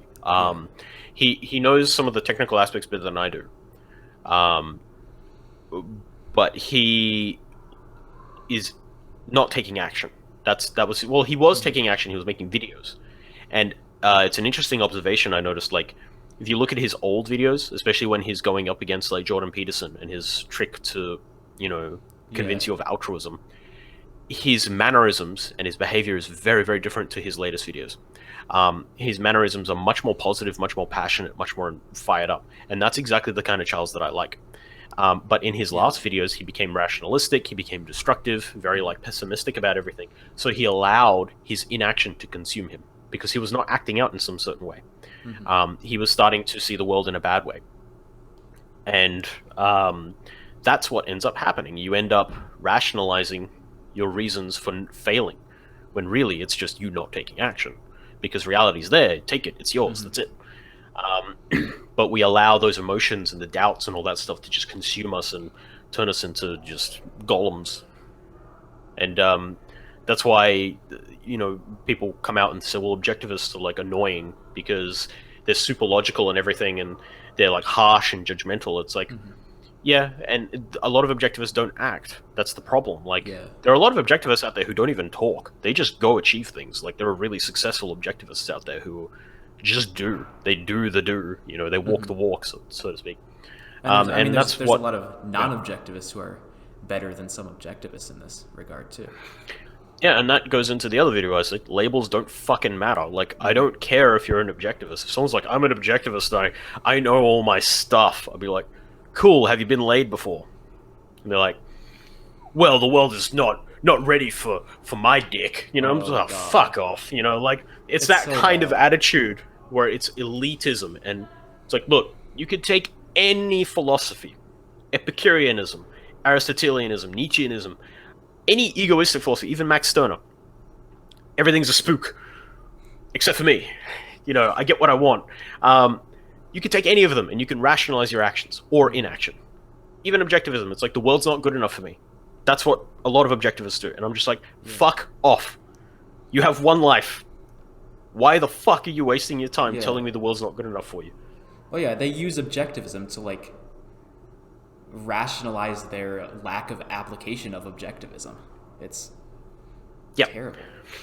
Yeah, and that's why like I'm really like targeting all these little things that we've been talking about. I'm going, look, be okay with being fearful and examine those memories. Recognize that the fear is going to be there, but it doesn't matter if it's there. It is what it is. Go do pursued action, because if you don't, you are going to regress. Guaranteed you will regress, because that's what happens. You start to disintegrate and you go, I can't achieve the things I do, so maybe this philosophy isn't good for me, or maybe the world isn't that great after all. That's how pessimism sets in, and it's really subtle. We self-sabotage a lot, and we have to be really conscious of that. Yeah, and there's two things I wanted to say here. I'll say both. Go for it. Yeah, it's interesting how like Charles's channel was called Functional Philosophy, and the purpose of it was to teach people how to apply philosophy. But then he becomes this sort of symbol of what happens when you don't properly apply the philosophy. That was the first thing. And I guess another thing, like I've noticed with my channel, it's incredible. Like this has happened. Like my goals with the channel are exactly what I've gotten out of it. Like all the things that I thought could be good about it are exactly what I've gotten out of it. Like when my parents came up for a weekend a while ago, I remember just talking with my dad about stuff. And like I just noticed in the middle of when we were talking, I was like, wow, I'm talking so much better than I used to talk in conversations. And you've improved a lot. Yeah, thank you. It's noticeable. Thank you. Another thing was like wanting to get criticisms from people. That was another big thing. Like I want like if I'm doing something wrong, I want that to be out there in the public. If I'm making mistakes, like I want that to be out there in the public, so then other objectivists like you can come in and correct me and say, no, this is wrong. What are you doing? This is not, you're not actually applying the philosophy right, and you need to do this. Like, stop being so afraid of fear. Like, just go talk to girls, like that sort of stuff.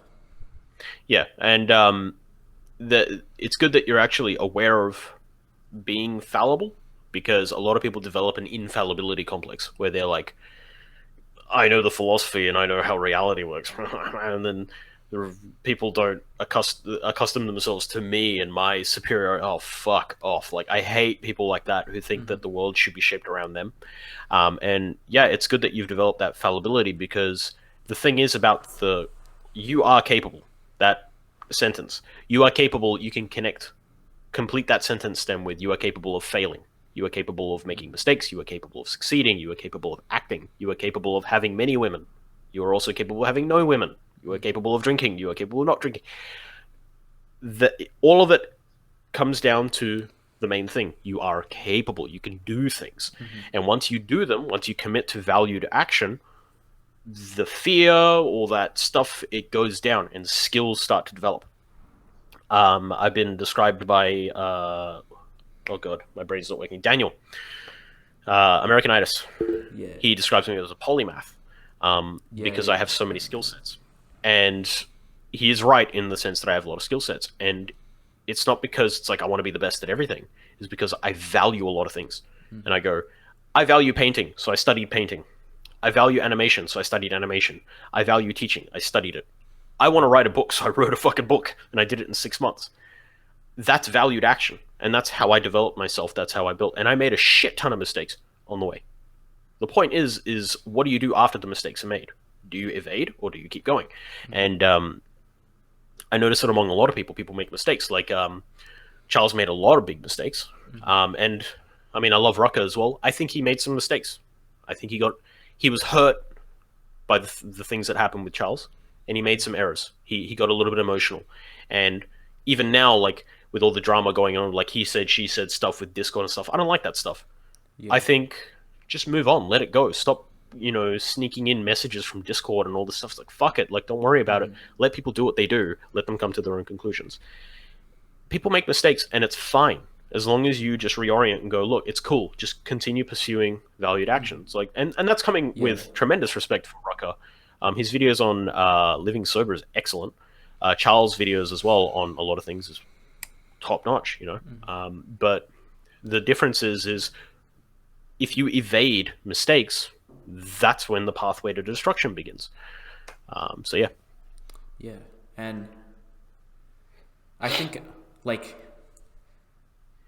when I started this channel, I thought I understood objectivism really well, and I thought I was like good at like these ideas, and I knew all this stuff, and I thought I was like like someone who like really understood the philosophy, like high caliber intellectual person. And then I started the channel. I've realized, oh shit, I have a lot to learn, and that's led me to like reading more and trying to learn more about the philosophy and trying to integrate it a lot more into my life, because I kind of wasn't doing that as much as I should have been before.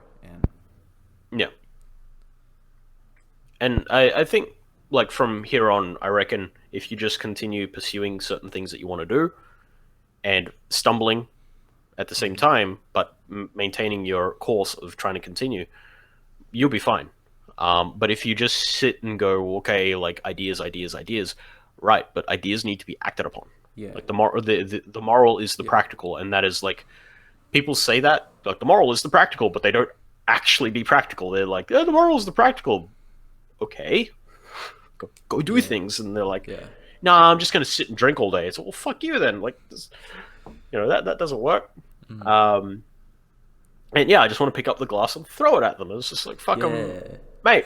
And that's why I get passionate in my videos, because I notice these things. I notice that people sit and simmer in their hatred and their vitriol and their pessimism of the world, and I was like, why the fuck are you doing that? Look outside, mate. I'm suffering from hay fever, but I'm in a great mood. How's that? Some people sit and wallow, I have hay fever. It's like, fuck it, man. I'm just going to go out and do my shit. Like, it is what it is. Yeah. And God, you talked about this recently in one of your videos, the whole like smelling the coffee video, but I've noticed this like a lot. Like, I can have like really profound experiences just going outside and just looking up at the trees and just looking at like paying attention to the colors, paying attention. And paying attention. Or just like wherever you are, you can just like sit and just like take in the colors and like just look at things. And I don't know, there's just like, I don't know how to explain it, but it's like such a profound experience sometimes, where you can just, when you just observe things and don't like, I don't know, the world looks so different. And it's something that I like, even before you made that video, like I've noticed that sort of thing. Like, I just be walking around sometimes, and especially when it rains. Like, when it rains, the colors on things look really cool. I don't know. Yeah, it's amazing, isn't it? To that, but it's amazing. Yeah, no, for sure. And yeah, I remember that a lot. Like, one time I went outside when it was raining, like earlier in the year, and I just looked up. It's like, wow, the world is so beautiful, and like just like you can get so much more of an optimistic view of life when you just take things in, I guess, and like pay attention to the world. Yeah, and that's the same kind of mindset you should have when you say talk to a girl. Be present, like, because you're stuck in here. You need to be in the moment, and you need to look like something that I do is I look people directly in the eye in conversation, and I notice the colors in their eyes. I pay attention to the color in their eyes. You will be amazed how beautiful some people are with their eyes. Like, and looking into someone's eyes and seeing the reflection and like the color and everything, especially like a girl with green eyes or blue eyes, good lord. Hazel as well. My girlfriend's got dark hazel eyes. That's actually really helpful, because I notice in conversations sometimes I'll just like be so focused on thinking like what to say next, and then I don't have anything to say. Like, even in this conversation that's happened, like I'll just be sitting there and like I'll be listening, and then I'll just like be trying to catch and like think, okay, I need to say something though. Like, when he's done talking, I need to come up with something to say to keep the conversation going. But like, when I'm just in the moment, when I'm just like letting whatever happens happen, it's just your subconscious just goes, and you can come up with things to say. Yeah, bang on. And that's what you need to do when you talk to people. Like, just look them in the eyes. Like, go directly for the eyes. Notice the colors. Just focus on the colors and start talking. Things come out so much more naturally because you are focused in on them, and they notice it as well. People notice when you pay attention to them and when you ask them questions that are meaningful, not like how's the weather. You Yeah, ask like, what are you doing at uni? Like, why? What do you study? Why is it important to you? Things like that. People love being asked questions like that. Like when I ask you questions about like your past and all these things, mm-hmm. you feel like it's like, wow, I'm important to this person. Yeah, You know, and there's a feeling of value in that, and that's how you create connections with people. You need to be open to asking people open questions and focusing on them, being present. If you're stuck in here, you're going to be coming up with shitty questions and you're going to be awkward. That's where awkwardness comes yeah, from. So that's what I mean by fear. Like it's going to be there regardless. But once you focus in and notice the colors, that's when life comes to life, so to speak. yeah, for sure. And I notice I like in conversation I it keeps turning off. In conversation So good. I cannot stand small talk most of the time, and that's what where a lot of conversations go, and I'm just like not in that conversation, and it's I guess, and it's just like a boring, awkward conversation most of the time, and that happens a lot of times with like texting conversations on the phone. Like it just becomes like you ask a question where it's just like one answer, and then they'll just say yeah, and then there's nowhere to go from there, and it just becomes like with Snapchat you can just send like blank pictures back with no words. So like a lot of times I'll just be having a conversation with somebody, and then it'll just be a blank screen next, and it doesn't go Yeah, anywhere. yeah. It's like, oh, like I don't know, where what were we talking about? Oh yeah, you wanted to just be, yeah, you just gotta like be in the moment and just say whatever you're thinking. Yeah, and you'll be fine doing that. Like being stuck inside your head, that's what creates rationalism. Yeah, Um, an empiricist switches off the brain, or not an empiricist rather, but like a hedonist, they would switch off the brain, just be like, just do it, bro. And they don't, they don't like have a conscience in that sense. yeah. While an objectivist or an So integrated being, it's both. yeah, and I think that's why people like alcohol so much when it comes to like they become rationalistic in their heads, but like alcohol just helps you sort of like let it out and just say whatever you're thinking, say exactly what you're thinking, and not really care, not really Yep. overthink. You like get out of your head with it, and that's a really good experience for a lot of people because they're trapped in their heads. Yeah. Well, perhaps that's why some people drink alcohol, like Yeah, because it's a social lubricant and it dulls your judgment. yeah, So the more you drink, the more dull it becomes, and the more you just kind of work passively in that sense. You become yeah, inactive mentally, but physically you become active. Um, so it's a great way to switch that off. But you want to be able to do that naturally yep, because that's what creates integration. Like if you rely on alcohol, this is it. It's like dependency on alcohol means alcoholism, even mm-hmm. if it's just a little bit of alcohol. Um, so you got to be careful with that. You got to be integrated. You know, Yeah, yeah, your mind's going to do the work, mm-hmm. but And focus in it's on someone's eyes and talk. yeah, and it's really important just to like trust your subconscious. This is something that I don't know. I've thought about that. I don't know. That's a phrase that I've thought about a lot when it comes to speaking better, and like that's just thinking of just no, trust your subconscious. You don't need to overthink things. You don't need to have the list of everything you're going to say in your head before you say it. You just trust your subconscious, trust that it knows where it's going, and everything just flows out naturally. Yeah, yeah. You have to trust yourself. You have to trust your mind. And your mind's gonna be fine. Mm-hmm. This thing is a monster. It can give you the highest highs, the lowest lows, everything. Mm-hmm. It's what drives us in a lot of ways. So yeah, just trust in it. Focus on someone's eyes, bleh, and just bleh, talk. Yeah, You know. alcohol is almost like forced trust of the subconscious in that sense. Like if you don't trust your subconscious, you just force yourself to shut off your conscious brain and just let the subconscious flow, kind of, and that leads to the Mm, communication that happens with I it. think it's I think it's more of a dulling of your mind. Yeah, It dulls yeah, it as a whole. Like it's like whatever, I'm going to let you do whatever you want, Mm-hmm. basically. And I'm not going to think about it. I'm dulling it to the point where it's unable to register what's going on. And that's why people have regrets after they drink a lot of alcohol Yeah. and they do something stupid. Well, I mean, Because like the brain's catching up. yeah, I mean, it's like you're purely using your subconscious there, and your subconscious is even being dulled. Like it's not like you make it so that like you can't even trust your subconscious in that sense because like it's just Yeah. gonna do fucked up stuff. Like Well, it's not that your subconscious does fucked up stuff. It's that or like because information comes first from sensory yeah. input. So when you're drunk, you would take sensory input. Usually it goes in here, and you think about it, and then you make a decision. So it's like input output.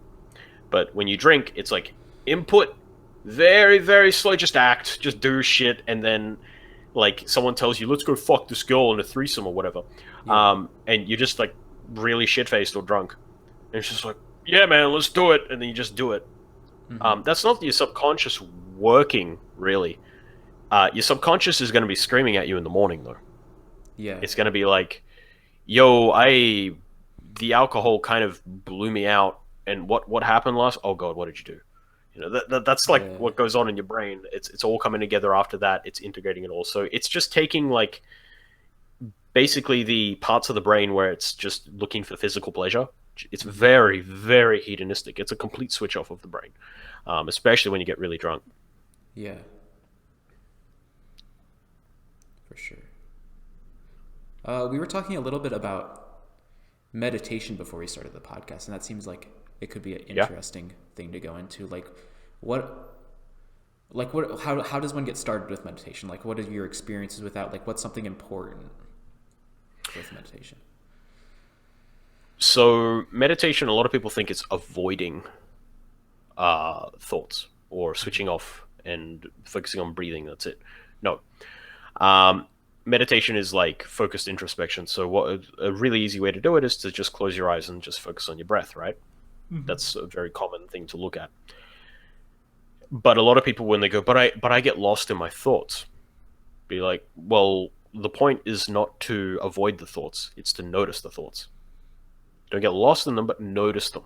But maintain focus on your breathing, right? You're noticing it pass by. You can notice thoughts pass by. Just don't get stuck to it. And you start noticing physical sensations in your body. There's another form of meditation where you could just close your eyes. And even while you're talking right now, focus on your left heel and notice the sensations in your left heel and how warm it is, the temperature, and the shape of it and everything. You can actually physically, you can mentally focus it on it right now while you're talking to me, right? Yeah, no, I was just doing that, when you were talking. Yeah. And then you can focus in on your right heel now, and you'll notice the temperature and the movement and the blood flow and everything, right? Yeah. That's what meditation aims to do. It aims to provide that focus where you're like, you're not here, you're somewhere else in your body, and you can externalize that. Like, and you become more in tune with your emotional capacities as well, because you recognize where fear manifests. It's like fear is usually in the chest, or anxiety usually comes like in the chest and tension of muscles. So you become more aware of like bodily sensations, and like even when I'm moving my hand right now, I'm really focused in on it. And I'm just like, whoa, I could feel like the bones and everything kind of creaking slightly. It's really bizarre when you focus it in, because it's like, I don't notice this normally. You know, if you just move your hand right now, you could feel like kind of knuckles moving if you really focus in on it. But you never really pay attention to that. Yeah, it's like, oh, that's insane. I have a hand. Like, it's really weird. I just discovered I have a hand now. Yeah, it's like, whoa, reality. So that's the point of meditation. It's about focusing your awareness on specific things and being present in what you feel, what you think, your physical sensations. And through that, you can notice so much more about yourself, and then externally as well, because it's like, wow, I'm aware of something, and this is giving me an emotional outcome. Like, something that I'm seeing is moving me in a way, and you can be in touch with it and everything. So if you want to practice it, close your eyes, focus on the breath if you want. Quality meditation is better than quantity. You don't have to sit there for an hour. You just sit there for 5 to 10 minutes. Focus on sensations in your body. Start focusing on your heels, noticing all the things about it. Start focusing on your toes. Start focusing on your knees, your thighs, your waist, your chest, your neck, your ears. You will notice so much about your body that you weren't privy to before, even just with the movement of the hands. And then Yeah. after 5 minutes, when you open your eyes are going to be like, holy shit, this is cool. You know, like existence is really pretty. Like it's really weird Yeah. how it does that. But that's being present. That's being in Hmm. the moment of the sensations you have. Yeah, that makes sense. I think I've probably done like, I mean, just stuff like in the past, or to an extent, I've done that to an extent. Yeah. But because like I've like noticed a lot of the like colors in reality and like seen all that sort of stuff. But I think, yeah, I mean, that can be a really good experience, I think. Yeah, especially if you're having trouble with like, thoughts that kind of take over Hmm. and feelings, because that's all internal, and when you learn to recognize them explicitly, you become detached from them because you're actually recognizing them as apart from you. I tend to go by the mind body. You got the mind, the body, and they're integrated, and you have consciousness. Hmm. Um, you are conscious of your mind and body. It's all integrated together. Uh, Like conscious of something includes thoughts, includes feelings, includes your mm, entire internal structure. No one else is conscious of that though. It's only you. yeah. Um, and yeah, paying attention to it is really important. I think people are very focused on the external, or they're focused only on their thoughts, but they need to be treating their thoughts as a part of them, but not as them directly, Yeah. and then emotions as a part of them and not as them. And then you take valued actions, which lead to better outcomes in your life.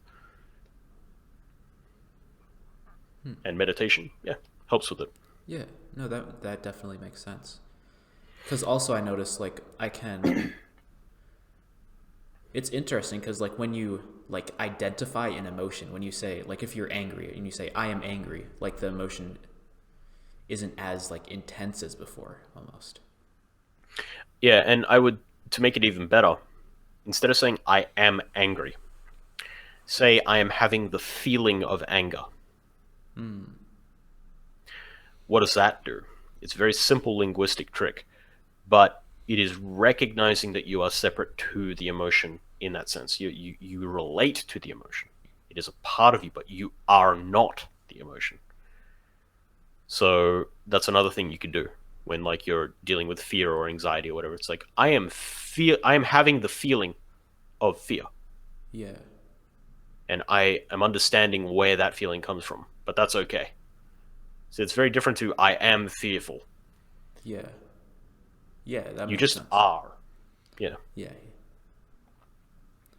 I exist. Existence Yeah, I exists. exist. I Yes, am. and the feeling exists, and I am Mm-hmm. feeling, I am having the feeling Yeah. that Like is separating associated with the yourself from word. the. Yeah, Yeah, for and sure. that doesn't mean mind body dichotomy and all that stuff. It Mm-hmm. just means you are recognizing things in relation to you, but it's internal.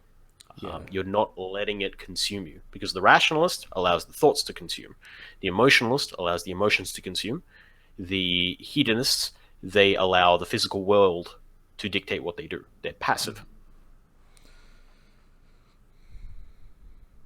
Yeah. So you're like almost separating consciousness from mind and body. To It sounds like yeah. it. Yeah, like people would think, oh, it sounds mystical. No, no one knows where consciousness comes from. We haven't figured Yeah. out consciousness yet. So you are capable of being conscious of everything inside you Mm-hmm. and like to be aware of it. That doesn't mean it's separate to you. It just means you're aware of it. It's like my arm hurts. That doesn't like, oh, a part of my body hurts. That's the same thing, right?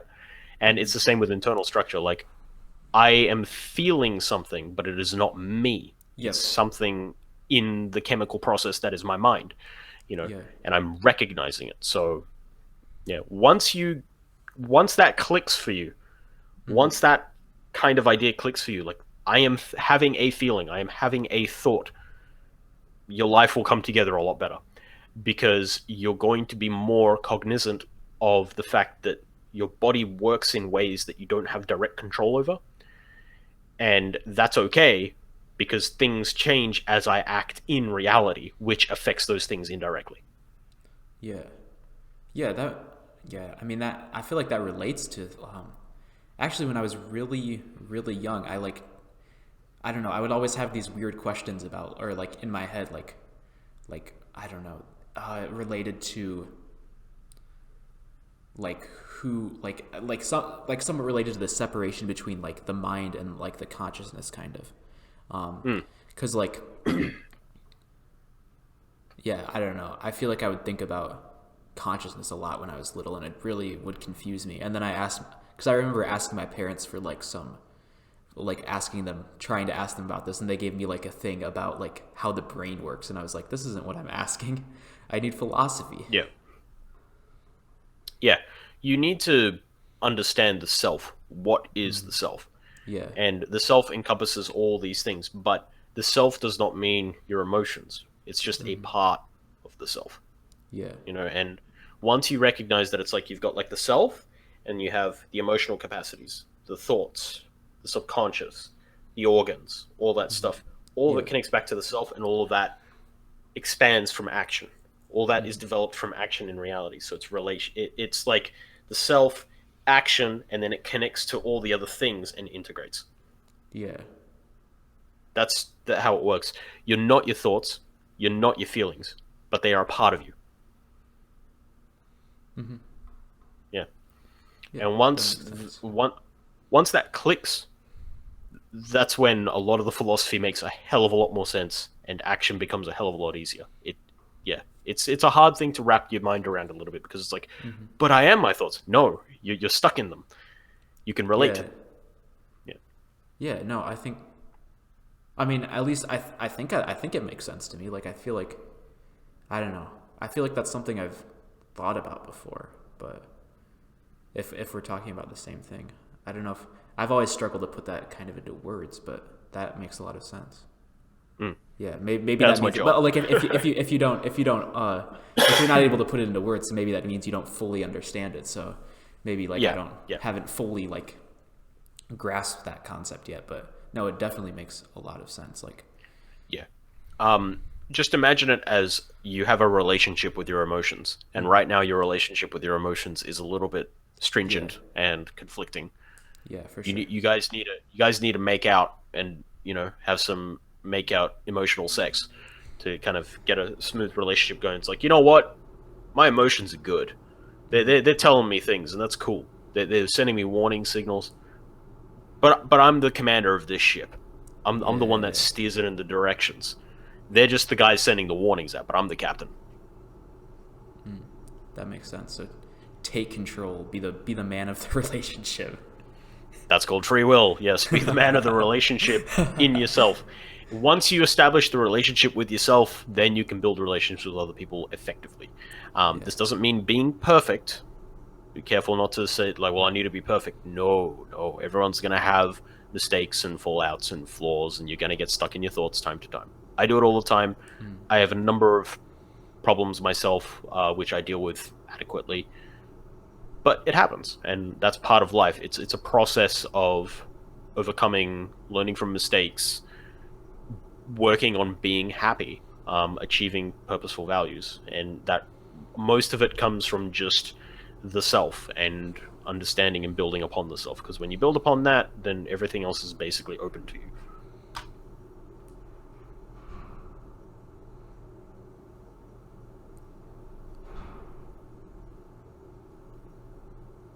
yeah, for sure. I mean, it all starts with the ego, and then from there it goes out. Yeah, and reality is just there. It's waiting. It's just like, yo, you're gonna achieve your values yet? You're like, but I'm scared. Yeah, just achieve your values. Cool. This is all you have, man. This is happiness is possible. Don't waste it. Yeah, yeah, it's possible. It's possible. It's yours. Do not let your fire go out, sparked by irreplaceable spark. That's one of my favorite quotes from Atlas Shrugged, and it relates to that whole thing. Like, don't give out on life. It's real. It's possible. It's yours. Um, Go and get it. And that's essentially it. But you have to establish your own relationship, like the relationship with the self, the relationship with your emotions, and all those things. We have them. It's a past. We just accept them. We go, this is what it is. Let's just act. It's telling me something. Is it valid? Yeah, it is here and there. It's a good emotion to have. Yeah. All right, it's telling me like warning signs, and just keep going if it's okay. Emotions can't determine your action.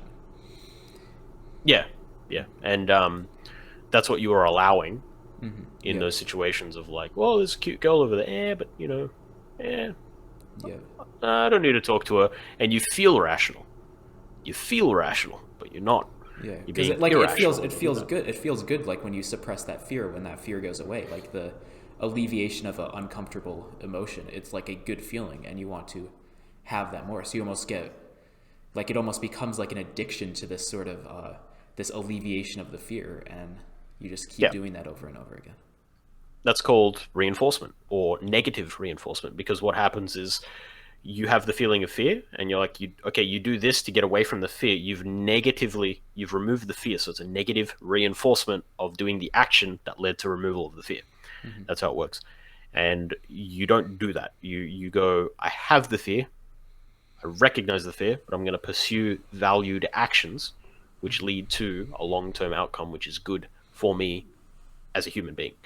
The feeling is there to send me potential warning signs, but I'm steering the ship that way anyway because I'm the one that knows which direction is right.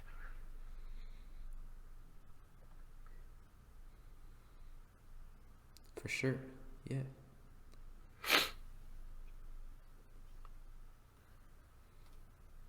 All right, what time is it? It is 7:48 p.m. here at least. 10:48, almost 11 here. So I'm probably gonna head off and chill out. For sure, yeah. No, it was nice talking to you. There's a lot of.